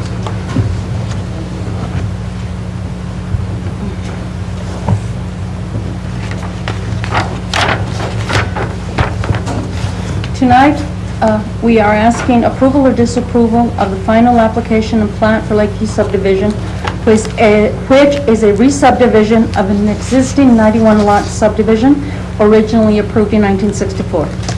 The re-subdivision will be as follows. Parcel A, 73 plus or minus acres for farmland. Parcel B, 26 plus or minus acres for the existing mobile home park. And for 32 single-family lots, about 37 acres, including roads, total of 136 acres plus or minus. Mr. Lopez came in back in April of 2019 with a master plan to reconfigure an existing subdivision that was not built the way it was supposed to be. And he is reconfiguring that 1964 subdivision to fit what is there now and to meet the requirements for septic, for everything else, which is a 3/4 acre for roads and everything else, to kind of meet what the city and the county require. Can you explain to me, Maria, exactly where this is? I can't remember Lakeside. Lakeside Mobile Home Is Park it- and everything is right across from Story Lake. They have 1, 2, 3, 4 entrances, Carlos? Yes.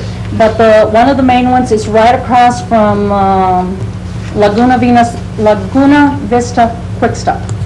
Okay, Right so across, it's and then this it goes side. kind of down, yeah, it's right across, down to the bottom. That was the subdivision that Timoteo and Helen Oh, okay. Romero had. Okay. And they passed away and somebody Yes. else bought it, and they're just trying to fix what is there to make it so they can meet what they have, what is actually there, and sell some lots. Okay. And Is that- I will handle it to Carlos, and he can explain more. If you can tell me, why are we handling that when it's not in city limits? It's not in city limits, but the city of Las Vegas has planning and plating jurisdiction, 3-mile radius outside of city limits. So it's in the, It's not in the ETZ, it's further out than the ETZ, because the ETZ is a 1-mile radius outside of city limits. Right. And this is a 3-mile radius outside city limits that we have plating and planning jurisdiction. In the event that they want to annex in, we try to get them as close to subdivision standards, City of Las Vegas standards, so that if they ever decide to annex in, they can upgrade whatever to come in, be annexed in. If I could add to Question. that also, Mr. Mayor, it also utilizes city water and city water taps, and so it has to come before the city for that purpose also. Mr. Montoya? Yeah, I had a question. So if it's not on the ETZ within the 1-mile restriction, how far out do you go? Out of the county line, or No, we actually go 3 miles that's it? for the planning jurisdiction, and there's a map in there. It's just a partial map showing you on the ETZ where the property is, and it shows you what the 3-mile radius is. And it's just right the north border of Story Lake. Okay. And now, since it's in the county, shouldn't this go before the county It commission will first? also go to the county planning and zoning county commissioners. It goes to them too. Okay.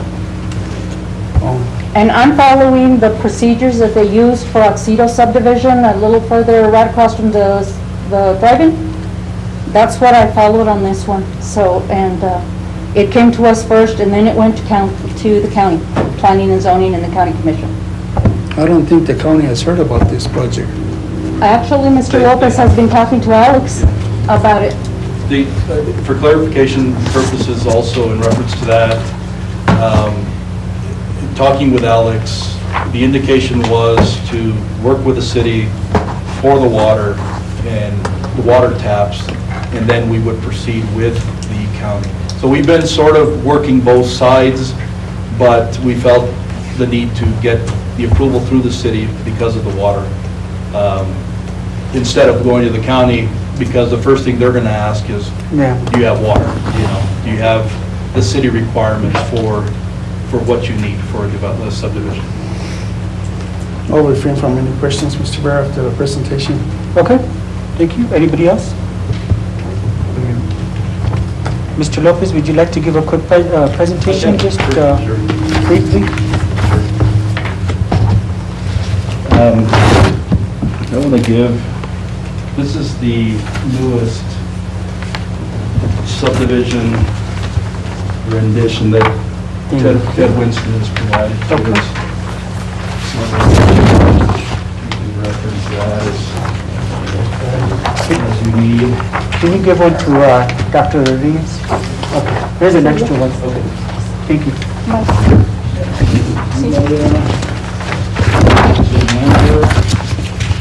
And I'll speak for that. So as Maria indicated, what we're doing, and let me go back because, you know, everybody seems to know Timoteo and Helen Romero, and they were very good people in this community. In fact, it's good that it be known when they passed on, they actually donated everything to the Catholic Church. So all the proceeds from the sale, and when we bought it, went to St. Gertrude's in Mora and to Immaculate Conception. So I think that's pretty, that's just good information. Yeah. And that shows you the character that they have. So when we bought the estate, we had seen the mobile home park, we had seen the property, and through our due diligence, we started digging through the property to find out that there was a 91 lot subdivision. As Maria pointed out, it was in 1964, I believe. It was adopted through the county, through the city. In fact, it's stamped by the city through PNC, meeting your community development department at that particular time. So with that, we proceeded with purchasing the property. We were interested in looking at the subdivision. Very quickly, we found out, you know, a big portion of that subdivision, there's a mobile home park. So we knew that we were going to have to come to the city with a master plan and reconfiguring these lots and make them work. So we took the established water rights based on the subdivision, which was 91, and then Mr. Romero, later on, I believe in the 80s or 90s, had an agreement with the city of Las Vegas to get another 20 taps in exchange for an easement for the MDF line. There's a water line easement that goes right through the property and it goes through Mallets and off to the interstate and comes out this side of Las Vegas. So with 91 plus the 20, it comes to the 111 water taps total. So with that, we have 52 mobile homes that have been established there. So you back the 52 out, and you've got the remaining water taps for a 32 lot subdivision, and then an additional 25 for that could be redistributed. And I put them in the letter. What I put in the letter is redistributing them towards the mobile home park. So we're not asking for any more water taps than that have been established. There's still 111. What we're asking is to reconfigure a master plan that allows us to move forward with a 32 lot subdivision for single family homes, keep the remaining mobile home park, and separating the farmland from the mobile home park and the subdivision. So that's essentially what we're trying to accomplish with this master plan. So it was, if my memory serves me correctly, Mr. Romero came and exchanged an easement for Medite Yes. for 111 water taps. No. The subdivision that was approved in 1964 was, in fact, let me pull it out here.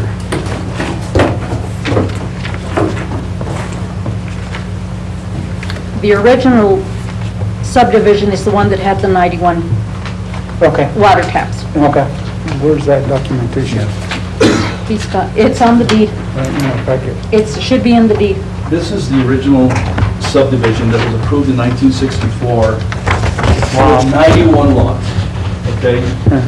And they were part of this 136 acre tract. Okay, so that has always been memorialized. That's at the county government. it's an approved platted subdivision, period. The additional 20 water taps was a later agreement with Mr. Romero and the city to grant easement for the city water line at that time. And he wanted 20 additional taps, of which he developed, and he expanded Lakeside Mobile Home. Okay. I got you. So it went from a 30-some lot mobile home park to a 52 lot Got you. mobile home park.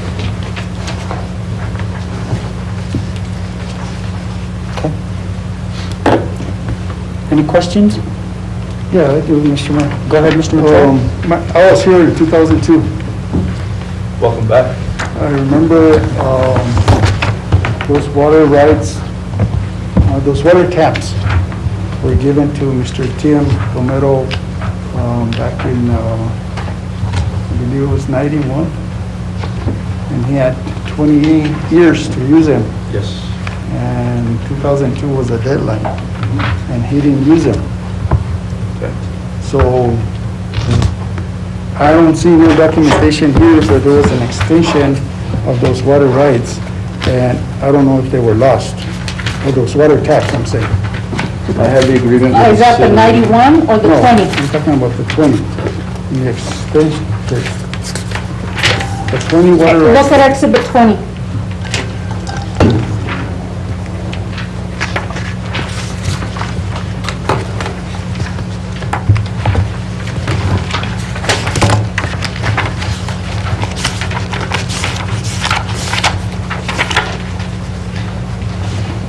Yeah, so it's in your packet. MDF right-of-way easement and water extension agreement, dated 1986, executed by the city and Mr. Romero, Yeah, a building permit. it was dated 1983, the MDF water line with 20 taps that expired in 2003. And They were developed prior to 2003. because they used all them the- in the mobile home park, right? Yeah, and the water line extension is existing along with fire suppression, water taps, city meters, everything. So there's 20 lots that were developed by Mr. Romero.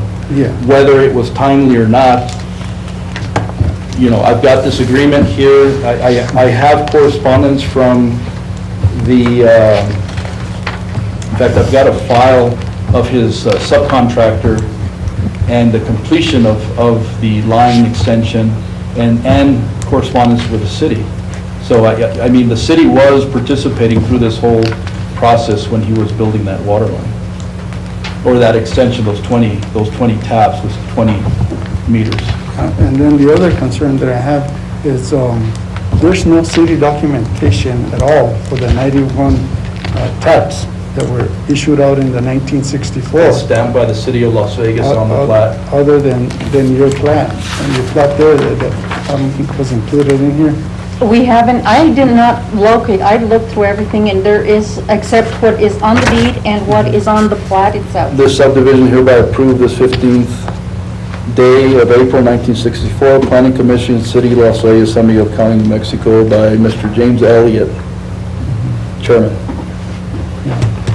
That's the only documentation that there is of those 91, because other than that, the city of Las Vegas doesn't have any at all documentation for those 91.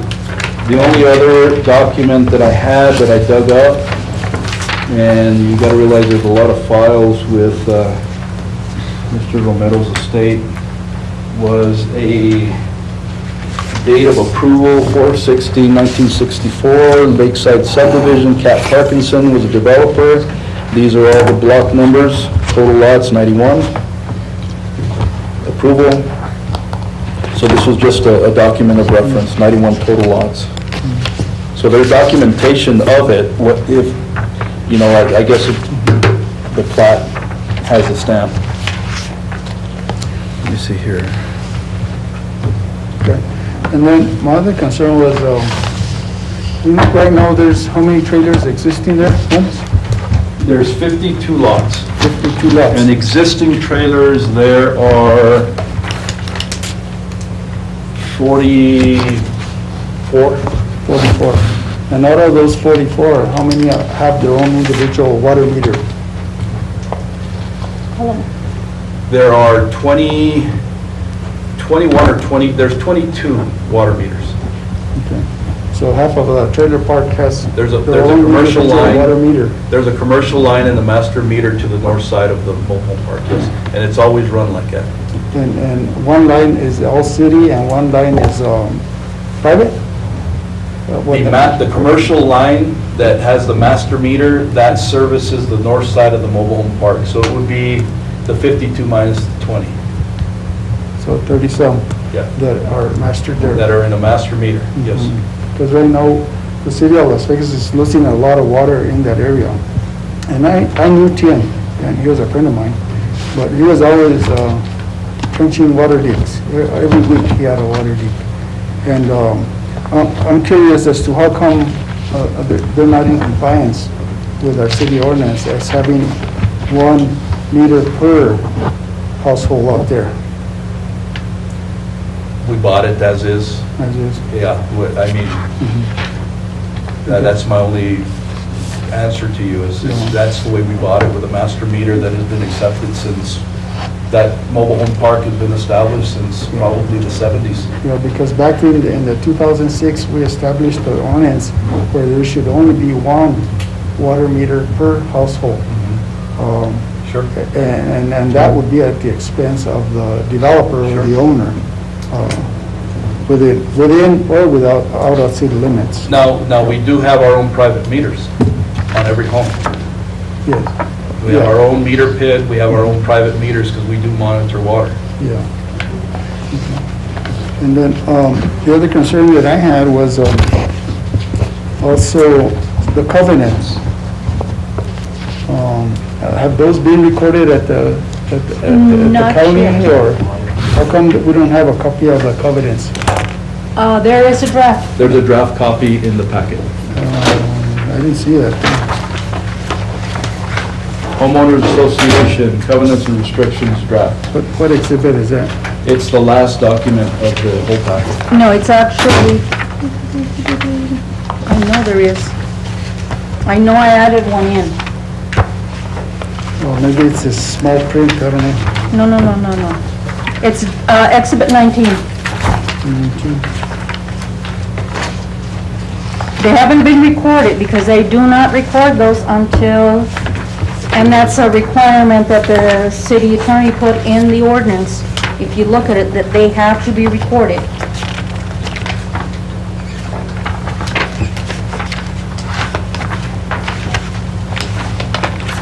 Exhibit 19. Counselor, I can show you my copy if you like. I see 17, and I don't think it's,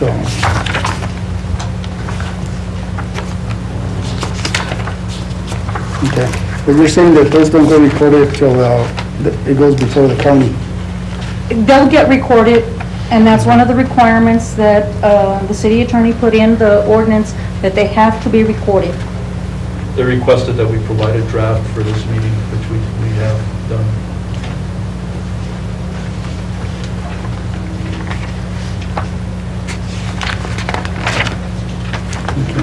Now, you're asking for a variance for the roads, the street lighting, the curbs, all the infrastructure. And what's the reasoning behind that? Because every developer should be attending to all those things at the time of the approval of a plot or of a subdivision. So how does that go about? We're a rural area. You know, we're surrounded by a lot of property, farmland. We're not right downtown Las Vegas where that would, you know, you have to have alley setback, you have to have curb gutter, asphalt.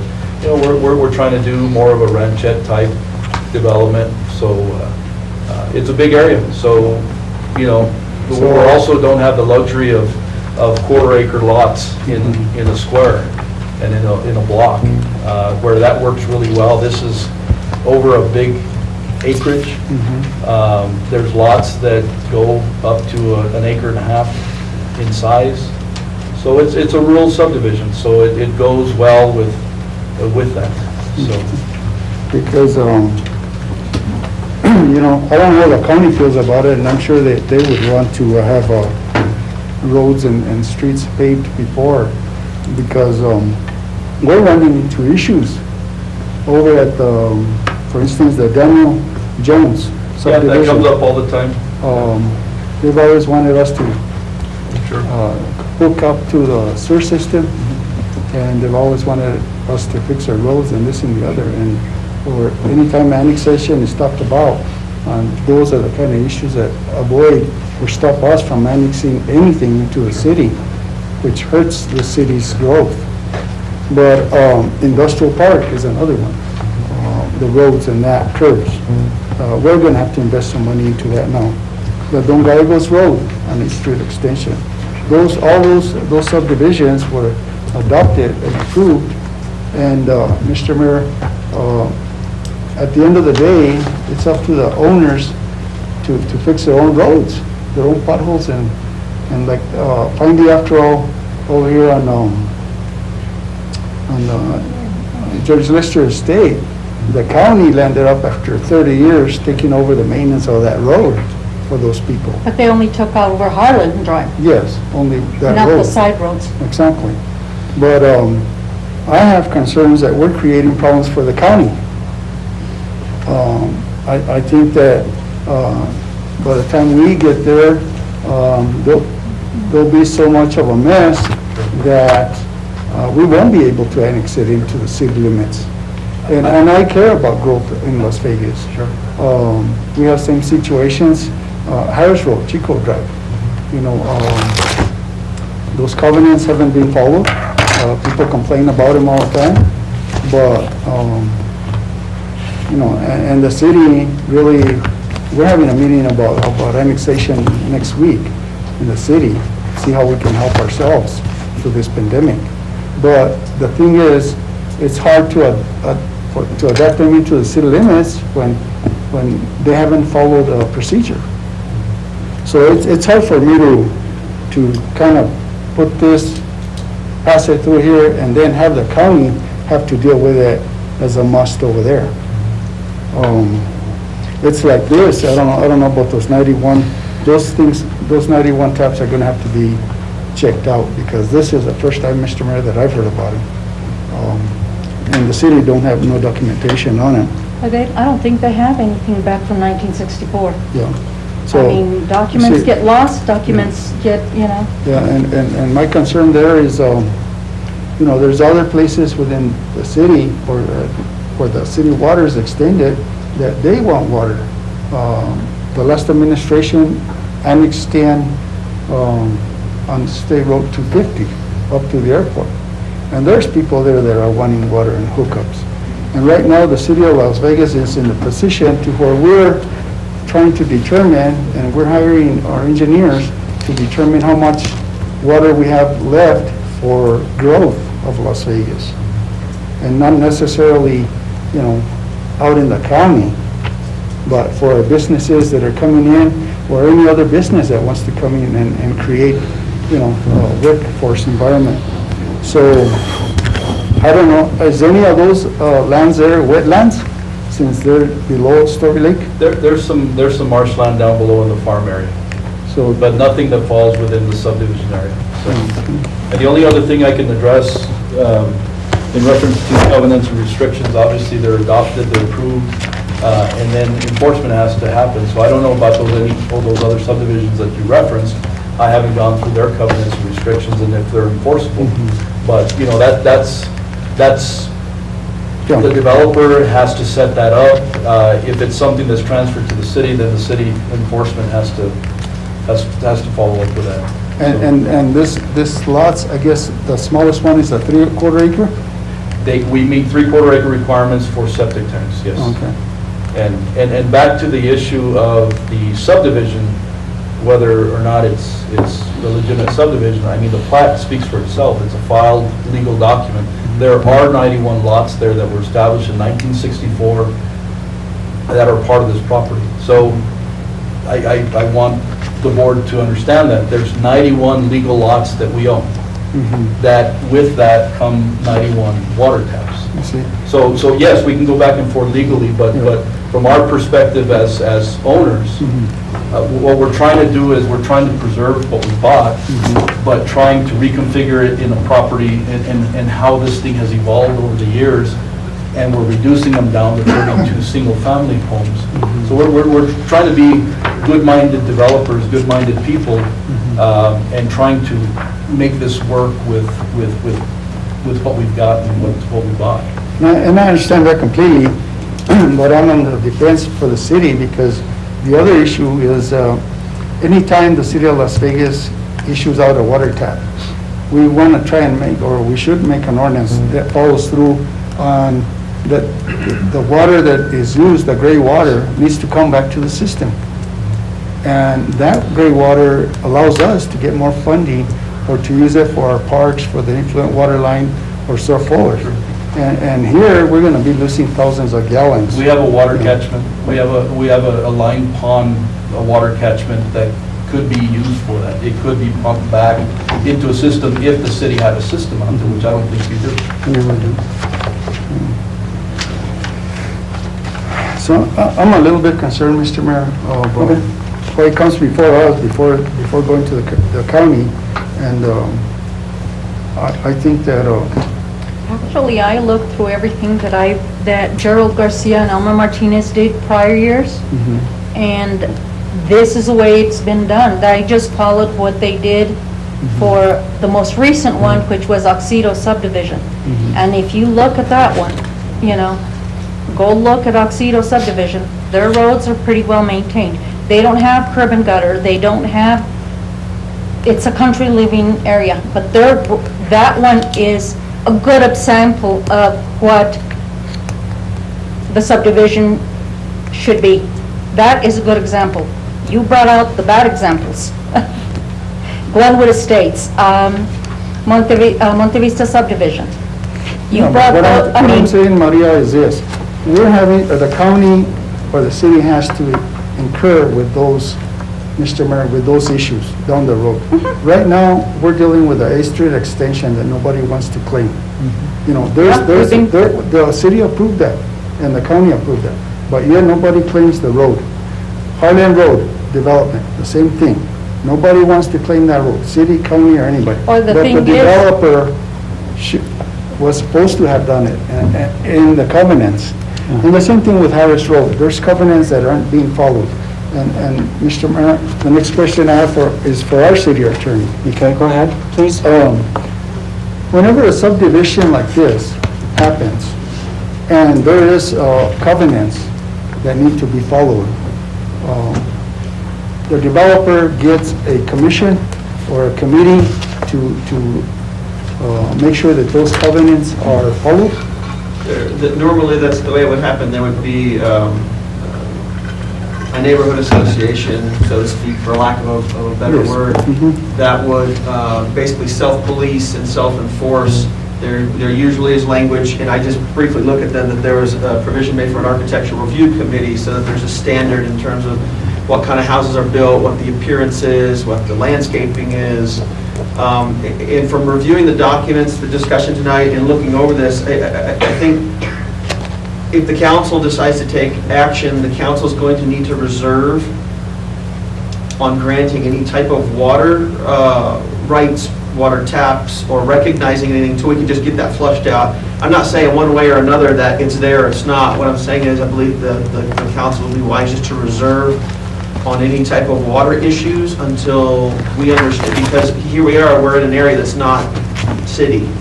We're in county, and there's a line that's running through there, and it sounds like there's multiple lines, and there's different taps, and there's different, so we need to really nail that down so that everybody's on the same page. But for the record, you're not asking for any additional tax than what you purchased in that property? We're not. And I'd like to add also, we're trying to reconfigure this to make it right. Because tomorrow, I could take 2 of these lots in the original subdivision, I can sell them to you, because I have legal descriptions for them. So that doesn't make it a good development, and I'm selling you 2 lots here, because it doesn't flow with what's existing right now. So we're trying to master plan this and make it work with what we have existing on the property. So from our perspective, we're not conceding 91 lots and saying this is not a subdivision. It's an absolute platted, legal subdivision, of which are entitled to water rights, or water taps.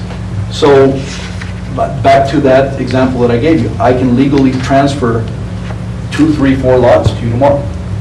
But I don't want to do it that way. I want to reconfigure it based on this design so that it flows right. I want to do restrictions and covenants that are enforceable, that I impose along with fees, so we collect fees from homeowners, so that we keep and maintain the roads. I hope that my experience in this town and what I've done in this town reflects on what I'm going to do here. Because I've taken old buildings, I've taken old developments, I was involved in Oxilo, I understand. and that. we're doing quality work here. Yeah, I understand. Okay, that. so I'm not one of those fly-by-night developers that Lister Estates happen. Okay, I've got a reputation in this town, and I'm going to make sure this is a nice development. I'll tell you, in my defense, I am going to take care of the citizens also, and the people you sell to, because that was the same situation that wanted to happen at another development here in town on 8th Street. They wanted to throw the whole load on the city and on the citizens, and it shouldn't happen that way. The developer should fix these roads, lamp the light, the streets, put the infrastructural curb gutter and everything. That's what they're the ones making this monies. But my question to you, Mr. City Attorney, was this. When there's covenants in place, and like you said, there's people in that community that live there that make up these covenants or abide, that make sure that those covenants are abide by. Okay, let's say they have a handful of people to oversee those covenants for the first year. What happens for the next 20 years that nobody meets? Does the covenants just go away, the rules go away? What happens there? It's a self-governing system. I mean, it's a neighborhood association that would be a self-governing system. It's very difficult. It would be very difficult for the neighborhood association to go in and change the covenants. So I don't. It's very rare that a neighborhood association meets and everyone on the board votes to lessen the covenants. And the covenants run with the land. So I understand your concern. I think the thing that I'm trying to get everybody to just focus on for a second here, there's water taps and water rights that are associated with this property, and I think it's super important, and it would be the most fair and equitable thing to do to make sure we all nail down what that is, so that these guys that spent money on this property get what's coming to them. And my only concern is that in at least one of these exhibits, the 1983 right-of-way easement that does provide 20 taps, it just expressly says that that will expire 20 years after completion of the MDF line. So my concern is, I think we need to spend some because the questions you raised are good about the water. We need to spend some time doing some due diligence to make sure that the purchasers of the property are getting whatever water taps or water rights or any other rights regarding the land that are coming to them. I don't think we necessarily have to delay this thing unnecessarily, or for a long period of time. But I think it's super important that we nail that down, because that's going to be an area where people are going to be building homes and investing, and a neighborhood's going to exist. Before people are willing to go and spend the money on a lot and build a house, the banks that are mortgaging these properties are going to want to know what are the rights, what are the access to water, what's all of those things. It's going to be super. I mean, underwriting is going to tear it up if we don't have good, well-established water rights. But it's my understanding that the property owner wouldn't have moved forward if all that wasn't spelled out in a deed. If there was any questions as to what Mr. Lopez was purchasing, he probably wouldn't have purchased it.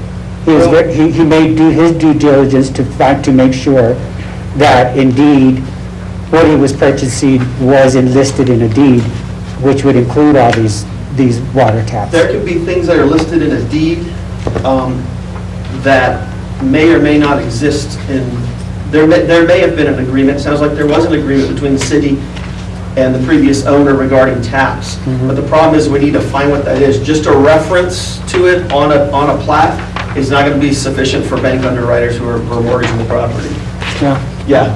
And so and we're dealing with some older documents, so what all I'm saying is to make sure that these gentlemen and whoever buys these homes really get what they're entitled to. We just need to make sure that we're all on the same page, we've nailed down, and hopefully we find the agreements where these taps exist. And if we don't have old agreements, then we go move forward and say, okay, well, what can we do to establish agreements and get this thing done now?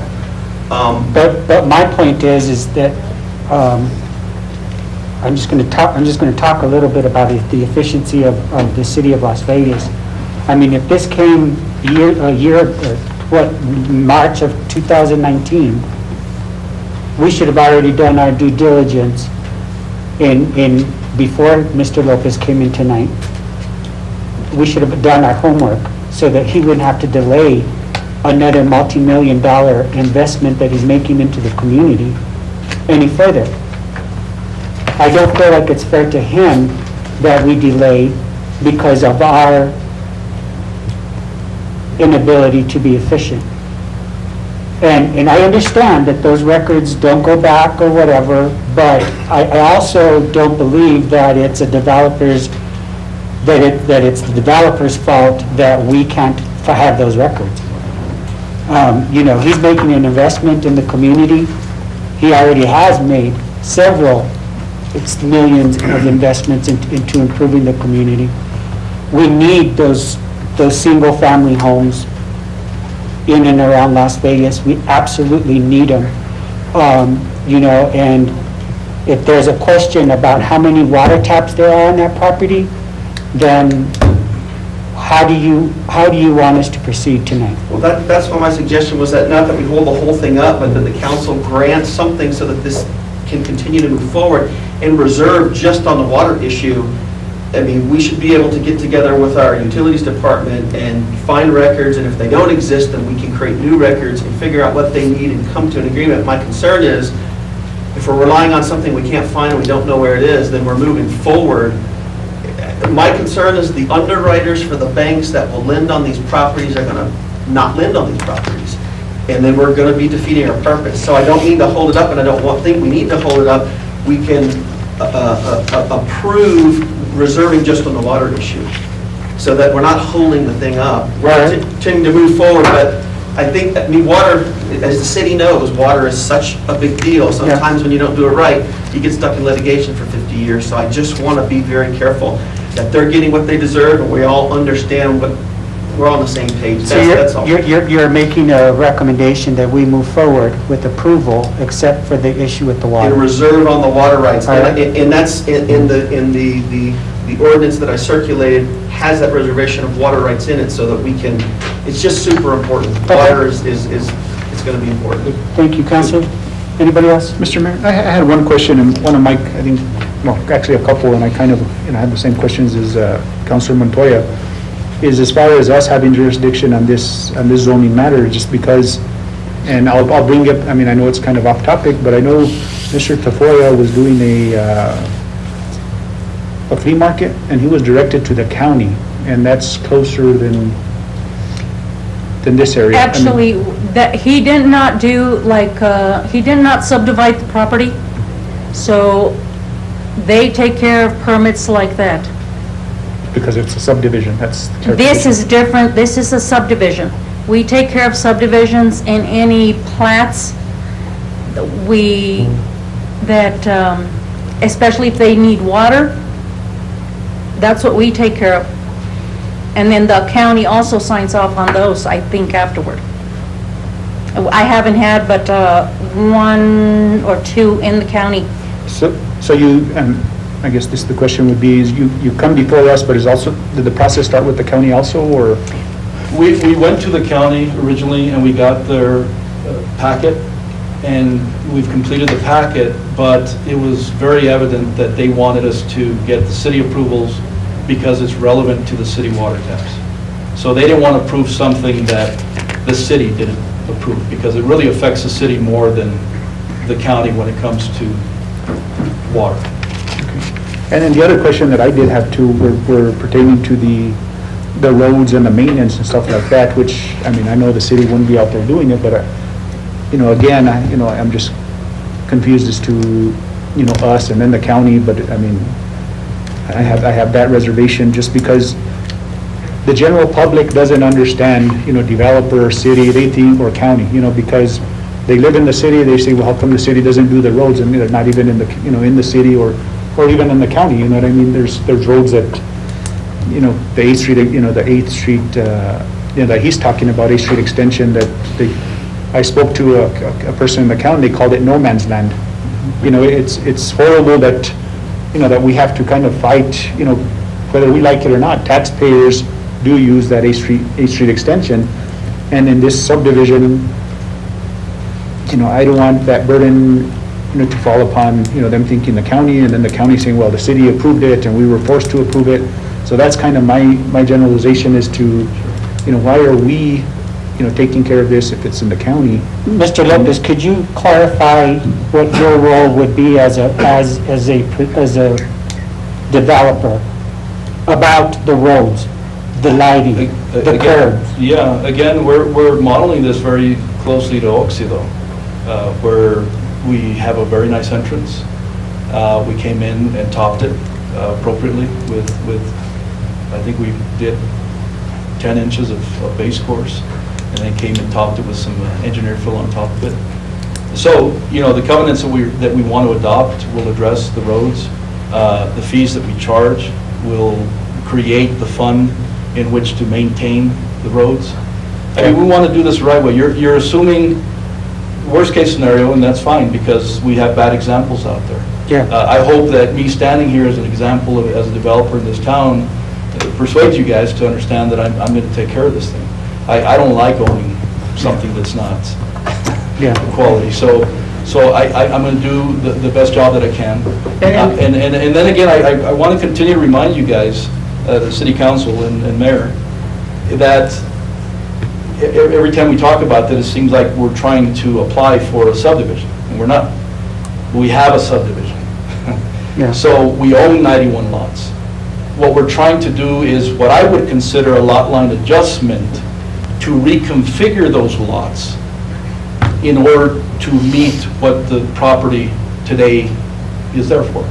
So again, and I know in our minds, I do it too, where we're not here trying to discuss approval of a brand new subdivision. That's not it.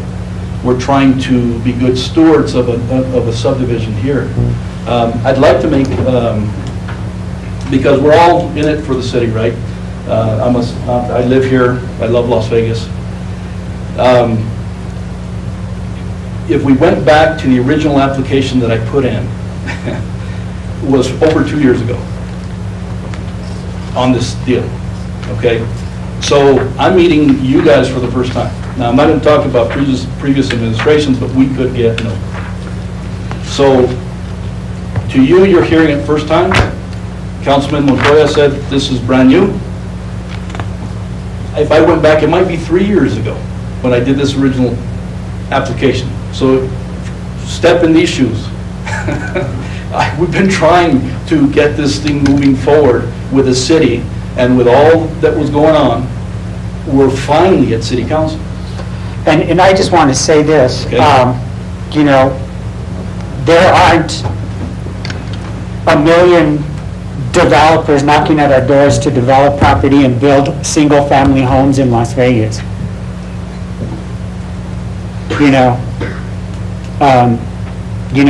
I think that development is extremely important for our community. People need to be able to know that there's a house that's being built that I can afford, that I can buy in an area that's going to be nice and it's going to be, I think that's so important for our citizens.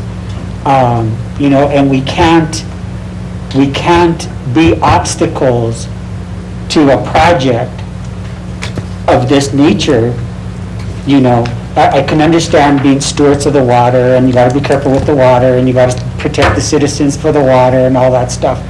But when it comes to developing, there are not a million people knocking on our doors to develop in this town. And so it's appreciated that somebody wants to take a risk in developing these single-family homes. And I think we can move forward from this point. I think we should move forward. I think we should no longer be a stumbling block. And if there are things that are happening with how we handle business at the city, we need to take a fine look at that. But I don't think we should hold up a development of this nature for any reason, except maybe come back and say, these are the water lines, these are the water taps that I have, let's make an agreement, thank you, that's yours, see you later, good luck, build away, and sell every house that you build. I think we want a framework regarding water issues. We want a framework that's going to work for this development and not something that was going to projected for something done in the 60s. Because I don't know what water lines were in there in the 60s. I don't know how they had it set up or how it was planned. It sounds like they want to move the lot lines around, like make it more user-friendly. I think the utilities department owes it to this subdivision. If they want to tap into city water, let's find what their needs are, and let's figure out what we can do to meet those in a way that works.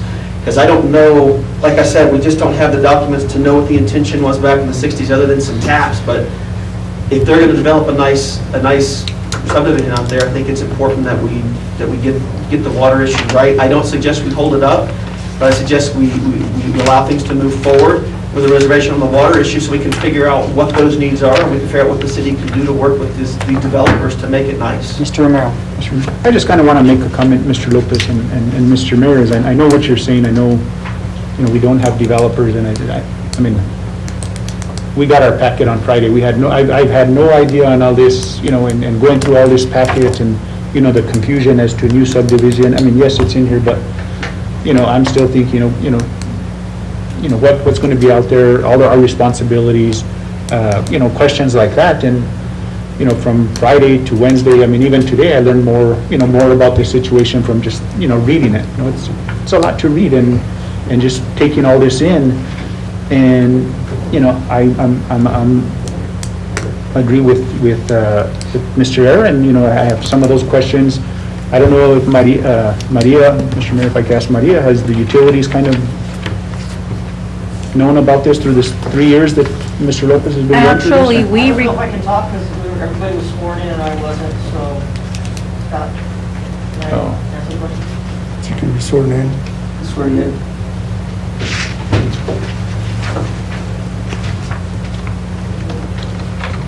I affirm under penalty of perjury I affirm under penalty of perjury that I'll tell the truth, that I'll tell the truth, the whole truth, the whole truth, and nothing but the truth, and nothing but the so truth. help me God. So help me God.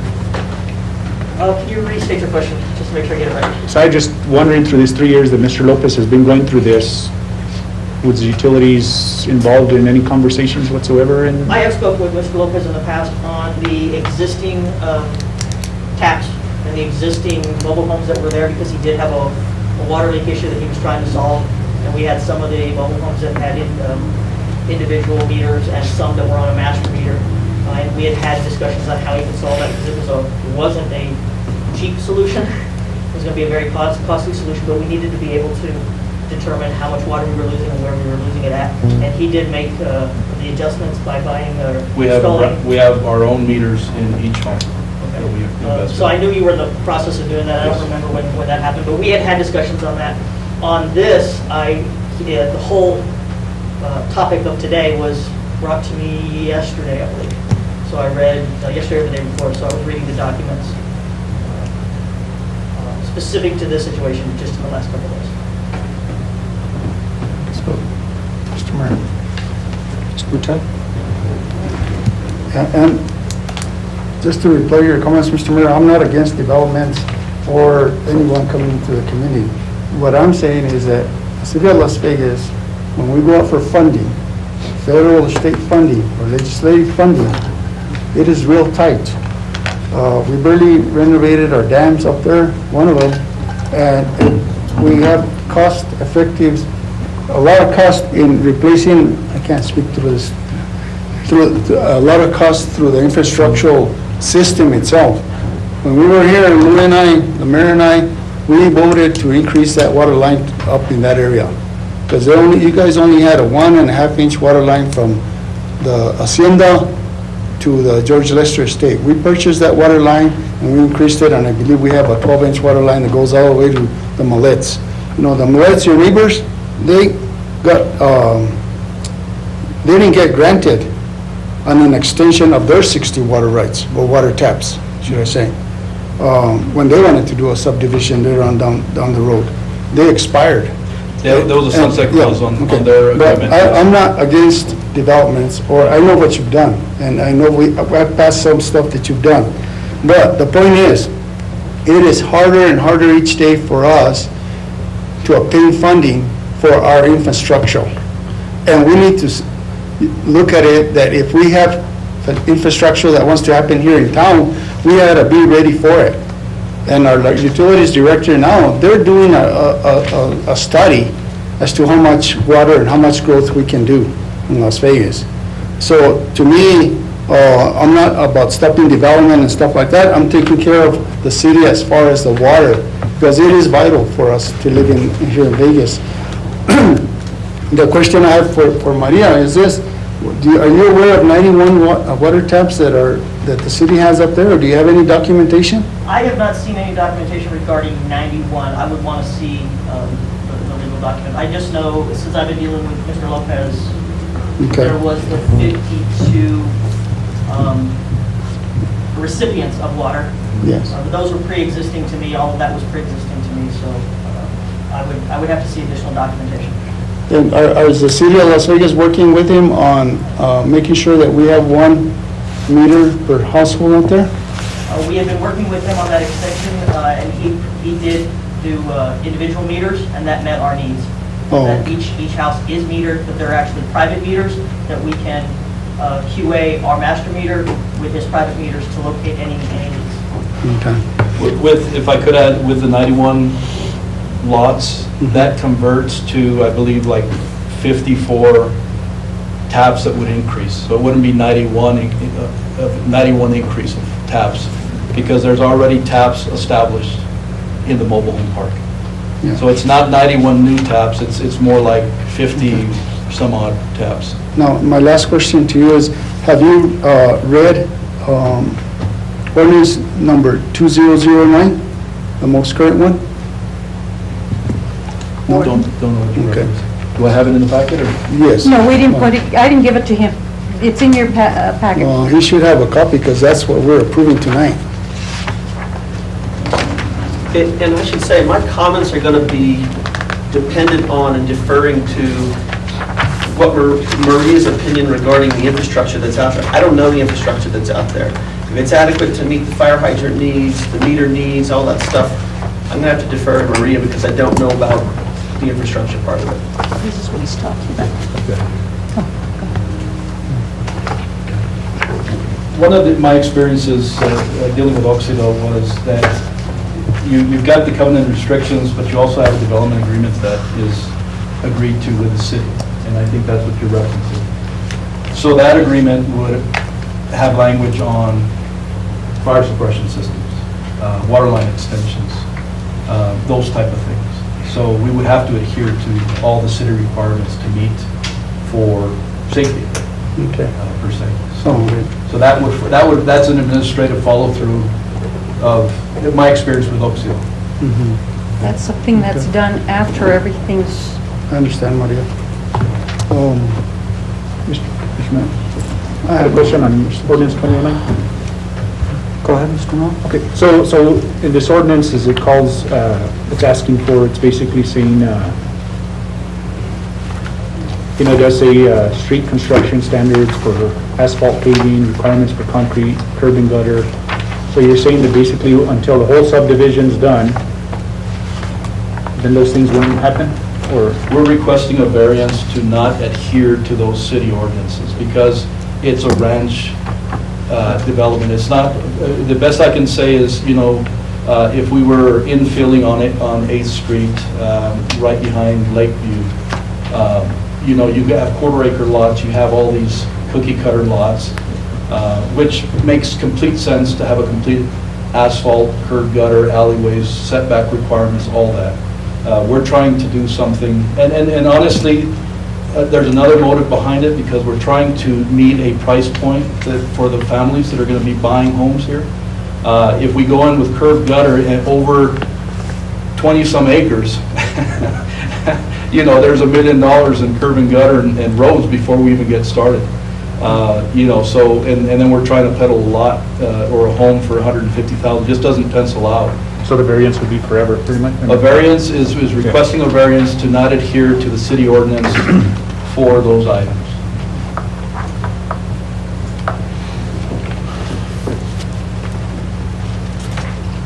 And just so the councilors know, with the provision that should the subdivision ever seek to be included as part of the city, they would have to bring all of those infrastructure items up to city standards before the city would annex them.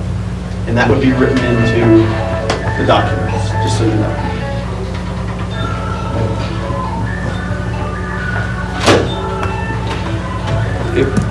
If I could just, again, being a citizen of Las Vegas and dealing with, in fact, I helped the Millettes when they were trying to, they were frantically trying to do something, extend their subdivision because they knew it was coming to an end. So knowing the land here in Las Vegas and knowing development, you have a lot of what Elmer told me, the previous community development guy, indicated that these subdivisions were considered antiquated subdivisions with no restrictions. They were based on whatever the city ordinance was at that time.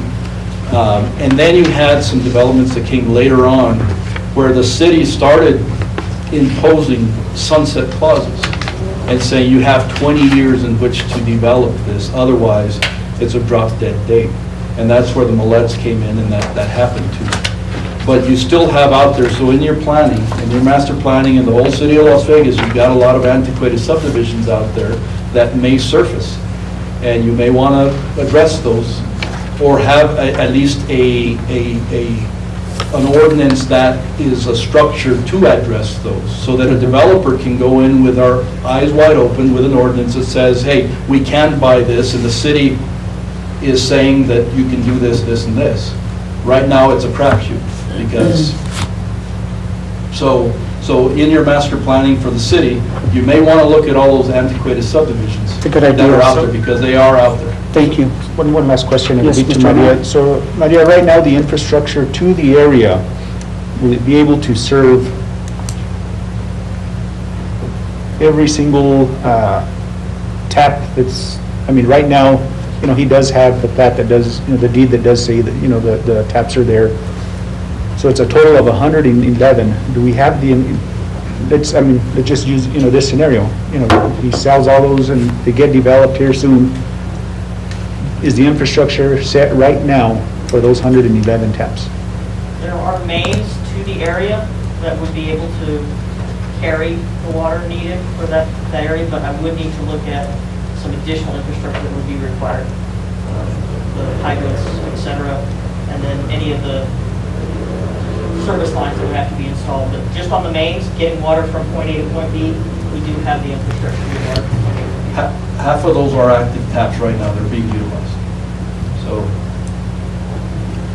And there doesn't appear to be any tap language in what they're asking us to approve. Right. And so that's why it reserves it in the ordinance, but by passing this final plat, approving this final plat, there's no language in here saying the city's giving X amount of taps or anything. So Okay. I just want you to know what I'm discussing, what I proposed is kind of in line with this subdivision plat which they're asking to approve. Okay.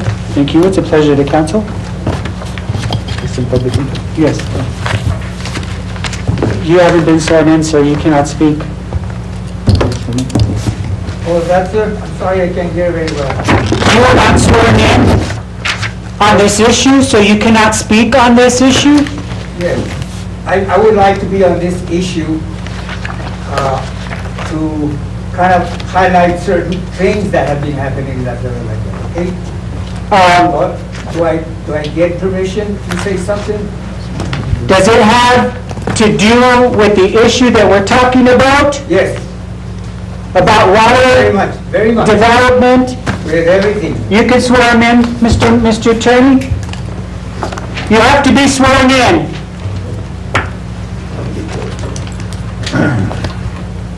Repeat after me. I affirm, under penalty of perjury, On penalty of perjury, that I will tell the truth, that I will tell the truth, the whole truth, the whole truth, and nothing but the truth. and nothing but the truth. So help me God. So help me God. Go ahead, sir.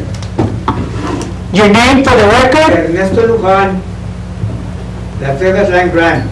Thank you. Board member Go ahead. and resident of Los Angeles. A few years ago, this same subdivision came up through the county, and it was denied. Denied for the simple reason of water. Okay? And acequia water rights. But let me go back how things were done with the city, between the city and the Las Vegas Land Grant. Okay. Las Vegas Land Grant actually bailed out the city with 2 landfills. And they did it by agreement, letters of agreement or whatever, okay? And they also bailed them out in the early 1950s for water, the Taylor wells, okay? Also by agreement, and it was supposed to be used as a contingency plan because they didn't have water. We don't have that much water anymore. Regardless of these transfers of water rights or whatever, they have to go through Las Vegas Land Grant. Let me tell you something, okay? The state, the county, we don't say too much about the city because we do negotiate or in agreement. But they have lately kind of like undermined Las Vegas Land Grant. We don't care about properties that are outside Las Vegas Land Grant, okay? But remember, San Diego County and the state are in the land of the land grant, and they don't have a say-so. A lot of things that happened in the past, and they never passed because Congress did not approve it. Congress said the land grant went under the Treaty of Guadalupe Hidalgo. Okay, but let me say, continue up with this because I don't want to stay or burn too much of your time. Okay. In lieu of whatever we have been doing with the city of Las Vegas, we have been cooperative because we help the city of Las Vegas. Denying this subdivision, okay, is the best thing to do. Because an illegal subdivision like the one that Quintana had right there on the east part of the road going to Mora, okay, he was a county commissioner and he also was landowner from there. So what happened?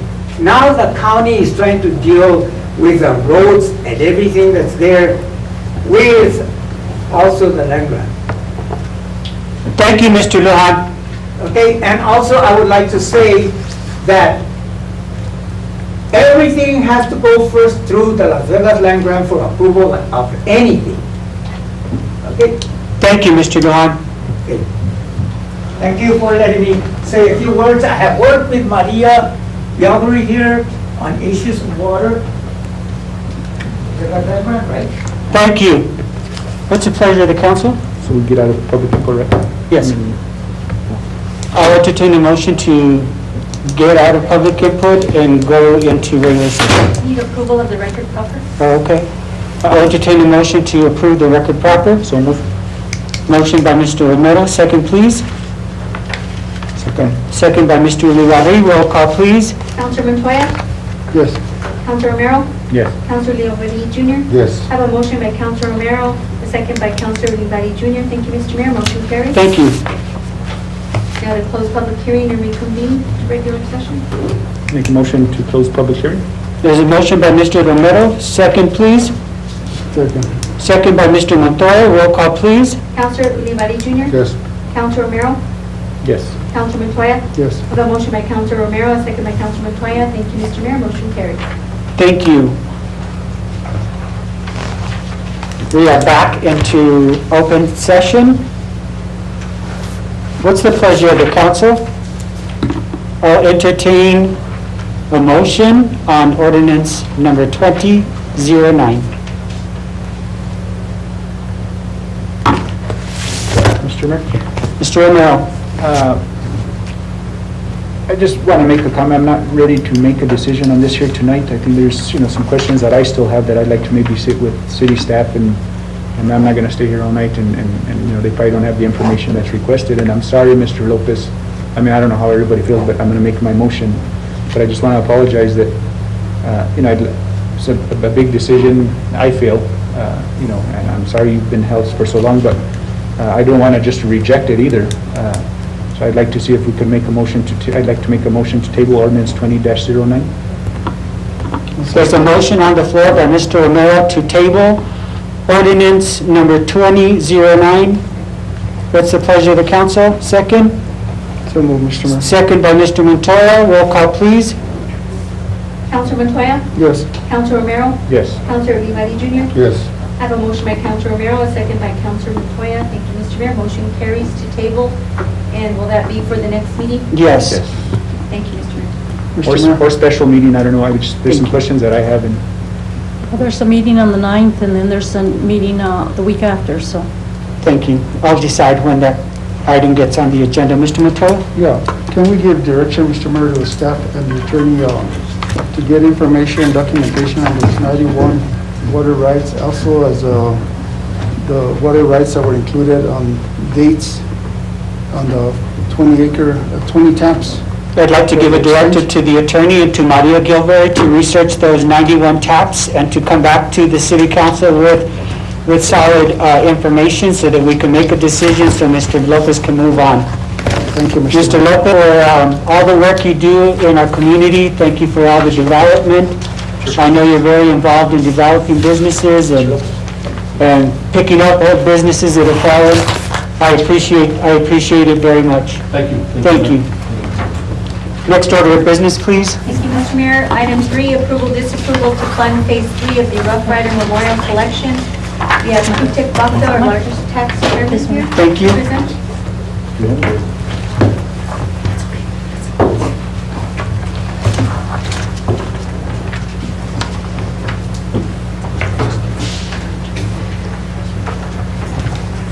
Hi, Kutek, welcome. Hello, Mr. Mayor, Council.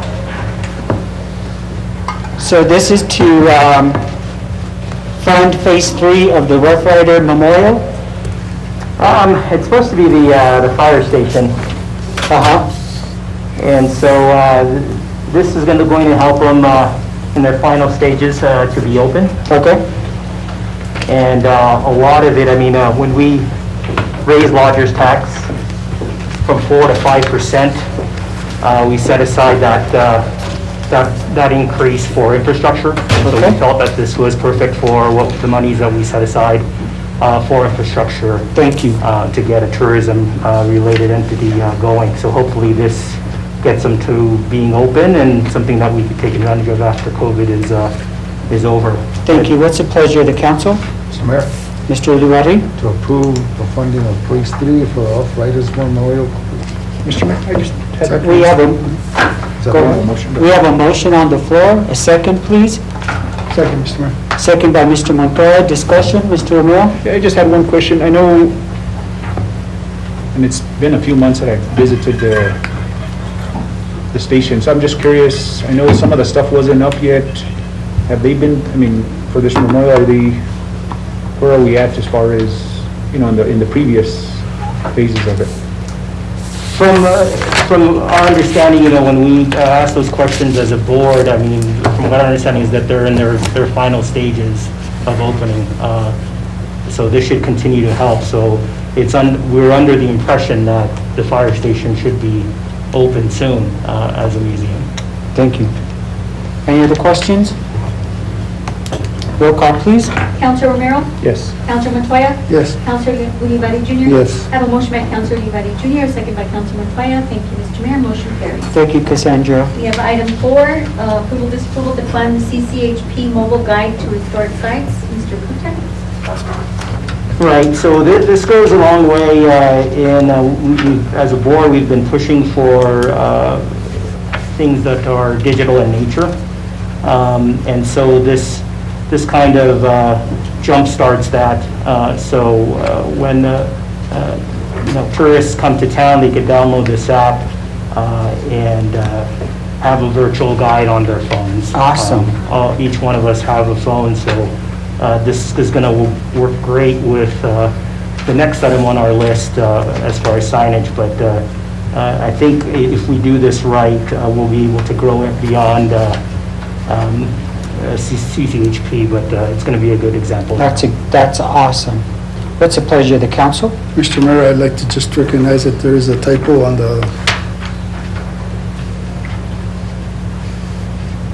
Where? On the request, Mm-hmm. on the historical site, on the second sentence, in the background, it says historical site is asking for 7.00.00 to continue instead of 7,000.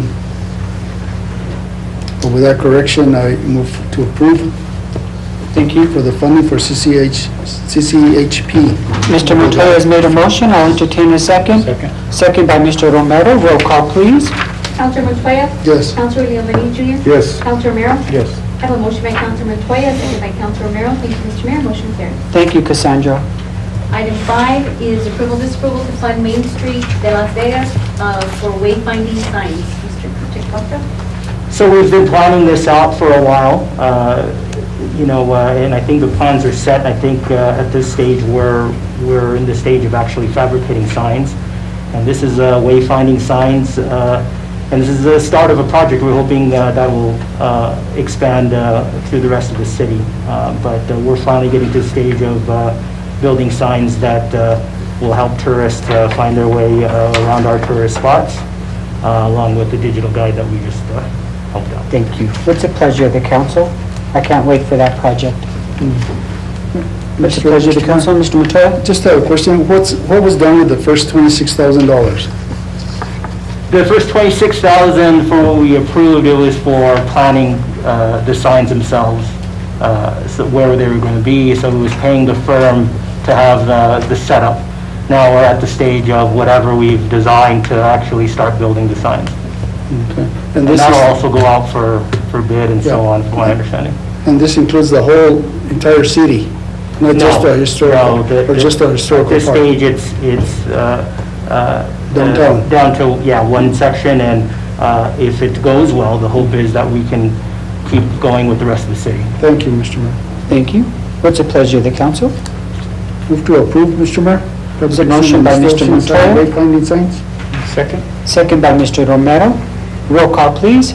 Counselor Romero? Yes. Counselor Montoya? Yes. Counselor Ulibarri Jr.? Yes. I have a motion by Counselor Montoya, second by Counselor Romero. Thank you, Mr. Mayor. Motion carries. Thank you, Cassandra. Item number 6 is approval, disapproval to fund Hermit's Peak Watershed Alliance to continue improvements on the Riverwalk. Mr. Kuchek-Bakta? Right, so, the request is pretty straightforward. We were presented with it, we weren't sure whether we would be able to get this within the budget we had set. It's a sizable expense. And making that connection to tourism. We can make it, I think, we decided to pass it because of an EDA grant that Woodslip was presenting with Las Vegas First.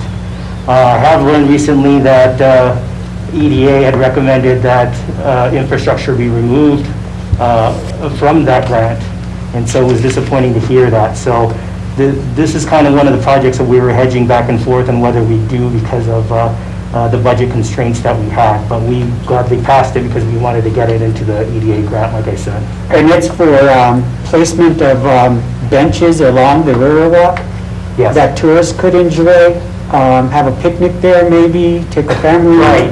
Yeah. It's something that we can build, and hopefully, if we market it correctly, it can be a tourism-related thing. Thank We're you. just right at the edge of it, but we can do that. Perfect. What's the pleasure of the council? Mr. Mayor, make a motion to approve to fund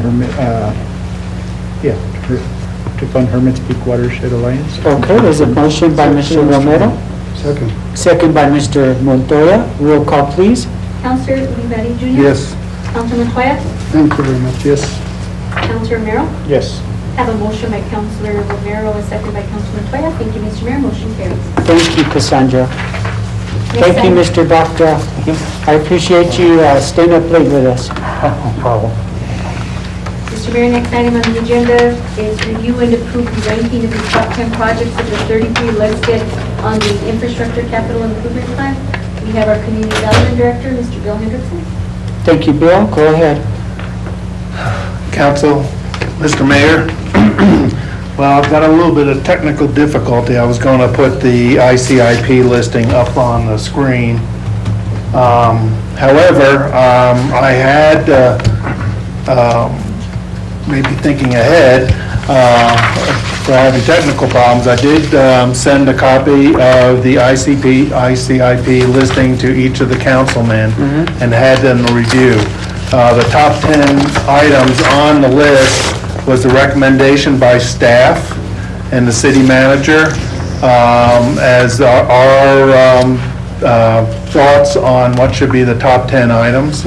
And so council has approved it individually to me, that they were in agreement with the top 10 list. One of the items, item number 6, the roadway maintenance equipment is on the agenda tonight for approval, disapproval with council. I'm assuming they're going to approve it, and we will remove that one from the list since it'll be fully funded. And item number 11 will just move up a slot and move everybody up a slot. Mr. Mayor? Mr. Mayor? I had, and I know, item number 6, I had that discussion with you where we talked about roadway maintenance equipment, and, in the description, yes, we did have the pothole machine, but I'd like to ask my colleagues here on the council and mayor, is that we continue to leave that roadway maintenance equipment and a line item, a budget, just because, there's other, the pothole machine was something that, was kind of my, I pushed, and we're getting that, and I thank everybody for supporting that. But as we know, our roads need a lot of work, and there's other equipment that I think that our public works department and roads, that they could use, and a couple of, and I don't know, Mr. Montoya, he'd have more knowledge on this, but there's also other equipment that I think that we could use as preventative tools, to maintain the roads that we have now. We know that we can't afford to repave all our streets and roads here in the city, but I'm asking that we continue to leave that item there, and we could, maybe fund a crack seal machine, a chip seal machine, just something that we don't have to be bringing in these contractors to maintain our roads. That's a suggestion that I know, Bill had mentioned that you guys might be interested in taking that one off, but just my suggestion to you guys is that we could take off the, in the description where it says the pothole patcher, but let's leave that item as far as road maintenance equipment in there, because, if we, fill the cracks in our roads, we'll be able to maintain them a little bit longer. If we chip seal some areas of the roads, it's just a long-term preventative maintenance, because if we don't start addressing some of these needs, 10 years down the line, there's going to be a point where we can't even afford to, even maintain our roads, because they're going to be so horrible. So I'm asking all of you guys tonight that let's leave that item in there, and maybe in the description, leave that vague to where, one of these other, Mr. Montoya, I guess I'll ask you, your expertise in roads maintenance is this something viable to you? This is just my vision. Of course, there's, I'm one of 5 here, but that's just the way I'm looking at it. Well, I think right now, at the present time, the city of Las Vegas is leasing a grader, and instead of leasing it, I think that would be wise to just purchase one. So that's what I'm saying, there's other equipment that we could be using. Paving our city streets. We can certainly look at it, and, the only thing we require when we do the ICIP entries is to have an estimated cost of whatever the project is or the piece of equipment. So I could certainly get with Public Works, and if we can come up with a good description and then a proper cost quickly. We have to mid-September to submit the ICIP, so in the meantime, there's been a couple other projects that have been requested that we maybe consider. We're going to try to get an estimate for instance, Rodriguez Park Sports Complex, for any other name for right now. So that's going to take a little bit of research, and if we can get that done in the next couple weeks, we can certainly get that into the ICIP. We were also asked about a project for extending Legion over to continue over to Cinder Road. So we're already starting to do some thought process on, there's some of those things are standard costs, so much cost per mile and type things we can do, and at least get a number in there. So at a minimum, we just need to get a cost number on the project. So we can certainly do that on the piece of equipment that talk to Public Works and utilities and the city manager and just say, hey, what do we want to get? And maybe this is a good idea if we're leasing equipment, maybe it's worth putting it on the list Mr. instead. Romero? And the other question that I had was pertaining to Rodriguez Parks is, it's not here, and I know Rodriguez Parks falls within my district and Councilor Yul Breeze, and one thing that I mentioned to him is that, you know, a lot of problem that we're having is draining issues, and if it rains really hard, the drainage issues from on top of the fields, you know, if it's a really bad rain, it affects the fields alone, plus from the fields, it goes onto the streets, which is a street that, you know, and it's in pretty bad shape in my district, which is King Street. And so my suggestion on that is if we also address the drainage issue, as we're getting a price on those fields, is, you know, add drainage into it, so that takes care of the Rodriguez drainage issue and also the King Street, because what happened, I mean, and I have video and I haven't shown it to you guys personally, but, you know, that's a big, I mean, it's on a good pour, you know, that street basically turns into a river, and Mr. Councilor Yul could vouch for that one. Any other comments, concerns? Mr. Romero? Mr. Ulibarri, sorry. The amount funding, and there's 17 items here that being amount funded, you know. I think we got to concentrate on what we're being funded, you know, because there's I'm talking about Salazar and Romero streets. Those streets have been neglected for over 65 years, you know, so the first 10 items are right, but, you know, we're still funded for those streets, so we're looking at that, see if they still are going to be funded or not, you know. So that would be one of my priorities right there. And one of the things we can do with the ICIP is, you know, the top 10 is really a snapshot for the legislators. In my estimation, is if they're not getting any feedback from us, you know, and they want to allocate money to Las Vegas, they're going to look at the top 10 list and maybe pick something and fund it. But we have a responsibility as counselors and staff to go talk to our legislators here in the near future and push the projects that we want. And so we need to make sure that when you look at this list when it's completed, if we need to add some more things, some more roads in there, coordinate that with utilities and public works, we can get those projects on. This list could be as long as we want it to be. And then we need to go to our legislators and push the projects that we think we can get sold and get some funding for. Well, Mr. Renzo, I am going to go lobby this coming year for these streets, because I say they've been neglected for the past 65 years and they haven't done nothing with them, you know, so I will go out there and make sure we get funded for the streets. Any other questions, comments, concerns? What's the pleasure of the council? Mr. Mayor? Mr. Make a Romero? motion to approve the ICIP with, I guess, the updates as far as the road maintenance equipment on the description. We'll be updating that to, I guess, more specific, is that? Yep. Second, Commissioner. There's a motion by Mr. Romero, second by Mr. Montoya. Roll call, please. Counselor Ulibarri Jr.? Yes. Counselor Montoya? Yes. Counselor Romero? Yes. So motion by Counselor Romero, second by Counselor Montoya. Thank you, Mr. Mayor. Motion carries. Thank you, Cassandra.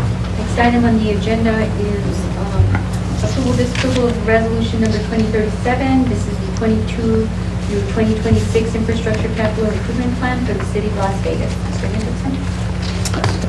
Council and Mayor, this is just a follow-up to what we just accomplished, and we're required to have a resolution by the council to approve the ICIP and for submittal to, for capital outlay. Mr. Hendrickson, how would we go about including Mr. Ulibarri's requests for those streets? I'll just have to get with utilities and public works, and we have to come up with whatever needs to be done and get some estimates. Okay. We can always submit other things, you know, at a later date. I'm not sure, you know, I'm a little, I'm novice on this myself, But, I suspect that this gets submitted to the legislature just somewhere just after September, after we get it online. Okay.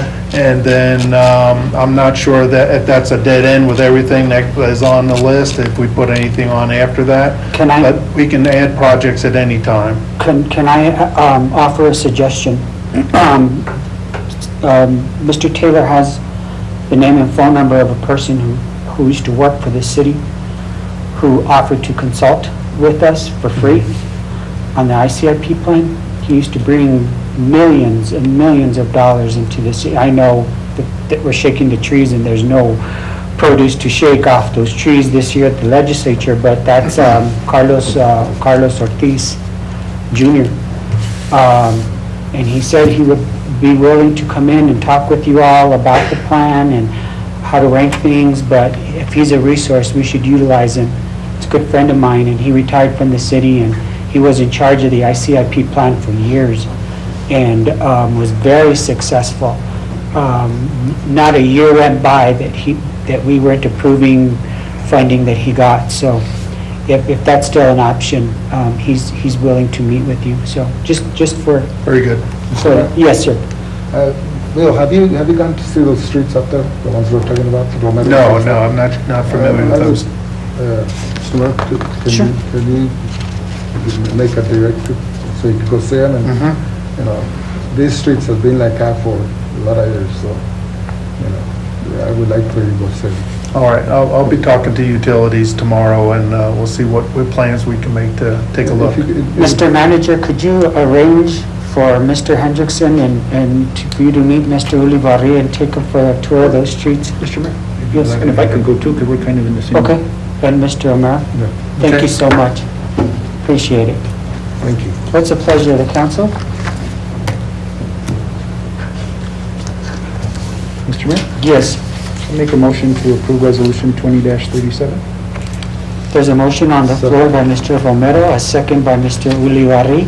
Roll call, please. Counselor Montoya? Yes. Counselor Ulibarri Jr.? Yes. Counselor Romero? Yes. I have a motion by Counselor Romero, a second by Counselor Ulibarri Jr. Thank you, Mr. Mayor. Motion carries. Thank you, Mr. Hendrickson. Thank you.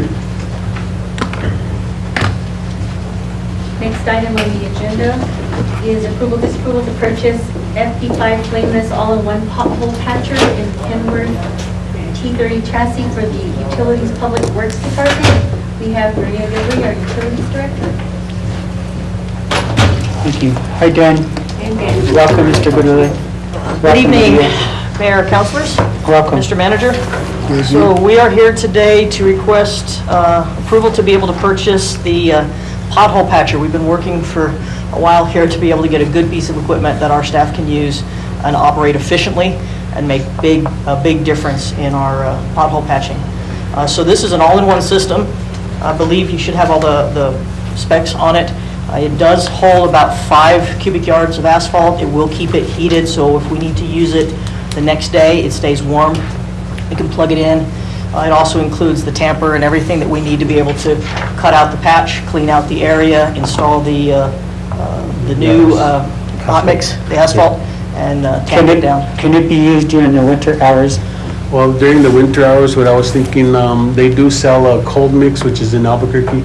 We'll have to go over there, and we could actually, it's a temporary, like the QPM bags that we actually use. Yeah. We could actually store that in the vehicle, and we could have it in there warm, mix it, and whoever have to use it, because the storage on cold mix is a month, 2 months, as long as you keep the oil within. Okay. So we could actually use in the winter as well. Perfect. And this will allow us also to have a dedicated 2-person crew, Yes. so we won't be switching out unless we have to, so they can focus and be extremely efficient on getting through some of these, many of these pothole issues. What's the pleasure of the council? Mr. Mayor, I just wanted to make a comment, I think it's also a good idea that, now that utilities, because utilities does make some small cuts sometimes, and, so it's, it's all around, good for the city, so. Yeah. Well, Council, one of the good things about one of the recent changes is gas and water. We're trying to sometimes do their patches as they needed to. We were trying to coordinate with Public Works, and now we're much more efficient at being able to cut the repair that needs to be made and then turn it over to the Public Works Division to make the repairs. Thank you. What's the pleasure of the council? Mr. Mayor? Mr. Romero. Make a motion for approval to purchase the FP5 putting this all in one pothole patcher. Thank you. There's a motion on the floor by Mr. Romero, second by Mr. Olivari. Roll call, please. Counselor Montoya? Yes. Counselor Romero? Yes. Counselor Olivari Jr.? Yes. I have a motion by Counselor Romero, a second by Counselor Olivari Jr. Thank you, Mr. Mayor. Motion carries. Thank you, Cassandra. Thank you, guys. Thank you, Mr. Gurulay, and thank you for all your work that you're doing. You're doing a great job. Thank you. Next item on the agenda is approval, disapproval to purchase one commercial max semi-truck for the solid waste division. We have Maria Gilbert. Maria, And you have Alvin the floor. Giron. Mr. Elvin. Thank you, Mr. Mayor. Mr. Hiron, welcome. Thank you. Thank you, Mayor. Go ahead, please. So we're here today to request approval to be able to purchase a used semi-truck for transferring of refuse to the landfill. I'd like for Alvin to talk a little bit about why we need a replacement semi. So, good afternoon, Mayor and Council. Good afternoon, Mr. Hiron. One of our semis recently, we had an engine go out on it. The truck is a Max Force International truck, and the Max Force engine is strictly for international trucks, and the cost of the engine is $43,000. So we were able to find a used semi with 25,000 miles for a purchase price of $73,000, which is really a very good price, being that the truck has only 25,000 miles on it. Is it still under warranty? Yes. A manufacturer? We have an option of 2 warranties. One is a 2-year warranty and one is a 1-year warranty. Okay. So just to clarify, the actual cost of the vehicle is $67,000. There is the warranty. The warranty that we originally quoted with the $73,000 was a 2-year, Good. 250,000 mile, I believe. Good. And I want to keep that, but we just received an update from the, it's a third party. Okay. So we just received an update that they're increasing their prices on their warranty by, I believe, $3,000. So the cost listed here in the agenda request is $73,000, but it's actually going to be $76,500. The only thing that increased was their third-party vendors' change in their warranty. We would like to keep the 24-month warranty. We can always go to a lesser warranty to stay within the price we quoted the council, but we do have the money, and I would rather continue with the 24-month, 240,000 mile warranty. What's the pleasure of the council? Mr. Mayor, first off, thank you, Maria, again. It's just, I know we needed it, but I know last time, we purchased a used vehicle, I asked you about the warranty, so you were on top of that this time, so thank you. But so with that, Mr. Mayor, I make a motion to approve the purchase of one commercial Mack semi-truck for solid waste. There's a motion on the floor by Mr. Romero. I'll entertain a second. Mr. Mayor, with the increase, the updated increase? With the updated increase of 76,037.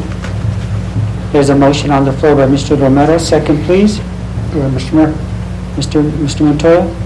Second by Mr. Montoya. Roll call, please. Counselor Montoya? Yes. Counselor Olivari Jr.? Yes. Counselor Romero? Yes. I have a motion by Counselor Romero, a second by Counselor Montoya. Thank you, Mr. Mayor. Motion carries. Thank you, Cassandra. Next item is approval, disapproval to purchase. Mr. Montoya? Go ahead. I'm sorry, Cassandra. Maria, on that, can we make sure that that other truck isn't stripped down? So, we can get a little bit of money on the auction for it? So we do have the truck currently at Diego's. It's immovable. The engine's not working, but we did pull out a seat from it because we needed it at the wastewater semi, which we're getting ready to cover, which is 15 years old, and the seat was unsafe for the driver. So we did take one item out of that semi for use by the city in another semi as it was an emergency. When we can look at returning that seat back, but nothing else has been taken off of that semi, and we will make sure that that semi stays in one piece so we can auction it off. So to answer your question, yes, we will, but I did want to be clear that we have taken at least one item out of it. And that truck had what mileage on it? 218,083 miles. Thank you, Mr. Mayor. Thank you. Thank you, Alvin. Alvin, could you do me a favor and introduce your staff? I know Mr. Jaramillo, welcome. Thank you for doing a great job for the city. He'll be here for the next one. Oh, okay. Hi, Robert. Thank you, Gilbert. Thank you, Mr. Gilbert is our new supervisor for solid waste. Oh, great. We've absolutely been in need of a supervisor, and thank you, Gilbert, for stepping up. Thank you, Gilbert. Welcome. Thank you for all the work. Thank you, Mr. Hidon. Thank you, Mayor. Mr. Mr. Mayor, next item on the agenda, approval, disapproval to purchase one commercial Mack semi-truck for the wastewater division. Okay. So we are here today to request approval, as Cassandra said, to purchase a semi for wastewater. Solid Waste did a lot of the legwork here. Wastewater was very limited on staff, so these are actually two vehicles that were found at about the same time. This one, I believe, has less mileage, actually roughly about the same. 162. No, the current mileage on the new one is 25. Okay. We have a 15-year-old. Do you want to talk about why we need a semi at wastewater? Yeah, it's used weekly, and it's got 162,000. Same thing, 2000. It's a 2005, and we've been having to invest a lot into it just to keep it going. Like, I mean, I think it's about 20,000 just from January till now, and about the same at the end of last year, around 20,000, just keeping it going. So this, Maria, yes, sir. I'm sorry, but could you please introduce Oh, your guest? sorry. Thank you, Mr. Mayor. Yes, So sir. this is Robert Espinosa. He is the superintendent at wastewater. Thank you, Robert. Thank you for all your hard work. Appreciate it, and thank you for being here.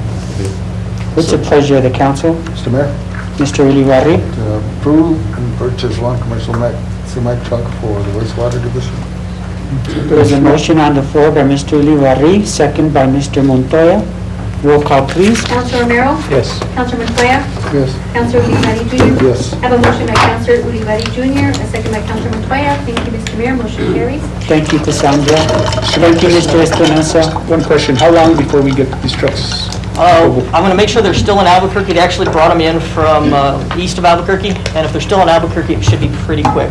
With this approval, we already have it in the budget, and if we don't, we may have to look at like a transfer from an equipment to vehicles, but I'm hoping to get them within a month.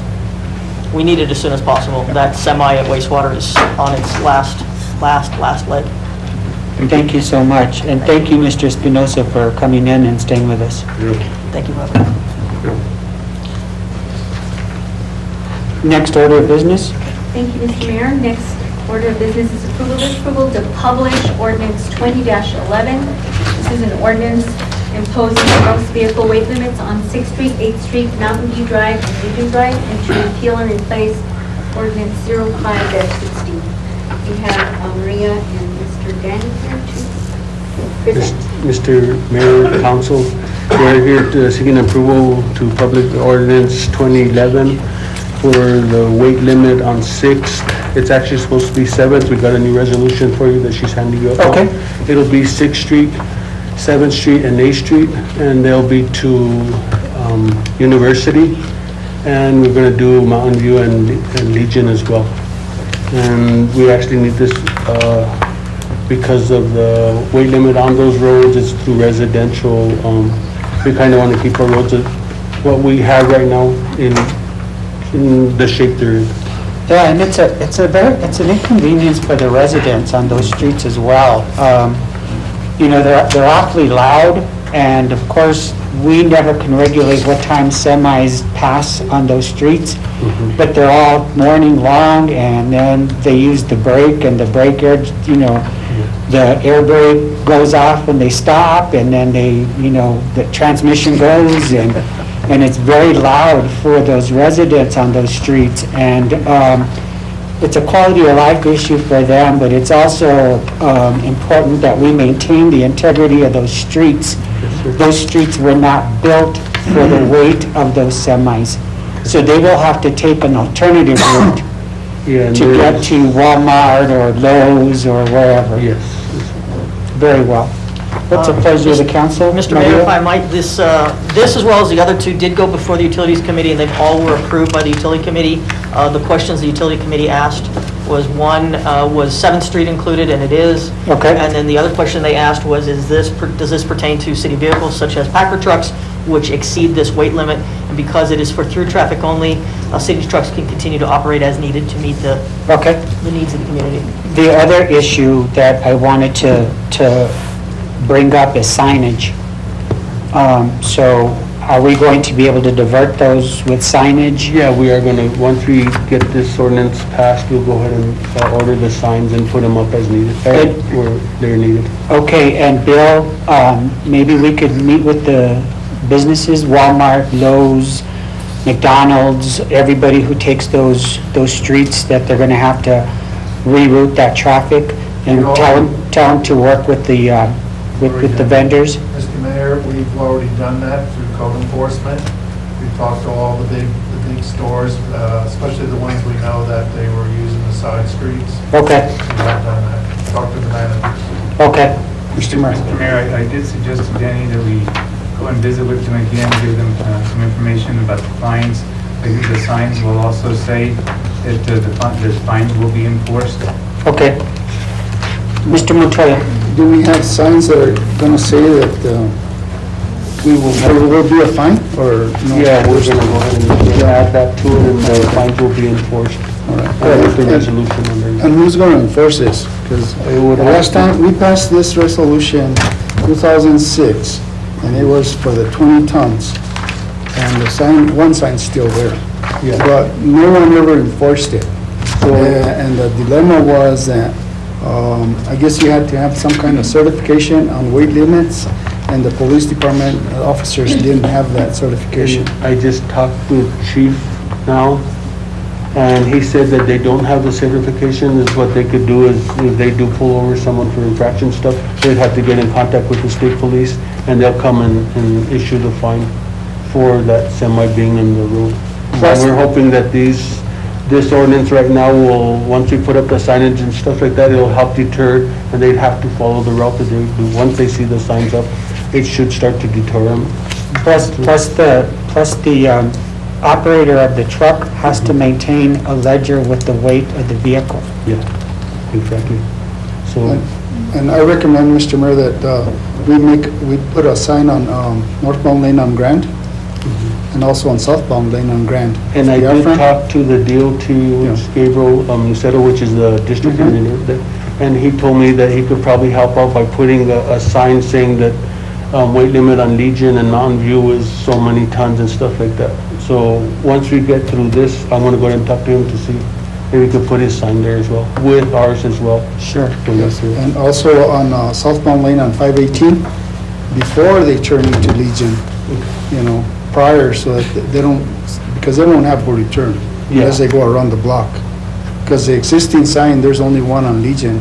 That's the only one. They do have one on Mountain View too, which is the 17 tons, but that's not even, there's no ordinance for it or nothing, so. But just so that there's a warning ahead of time, so that they don't get themselves trapped into it.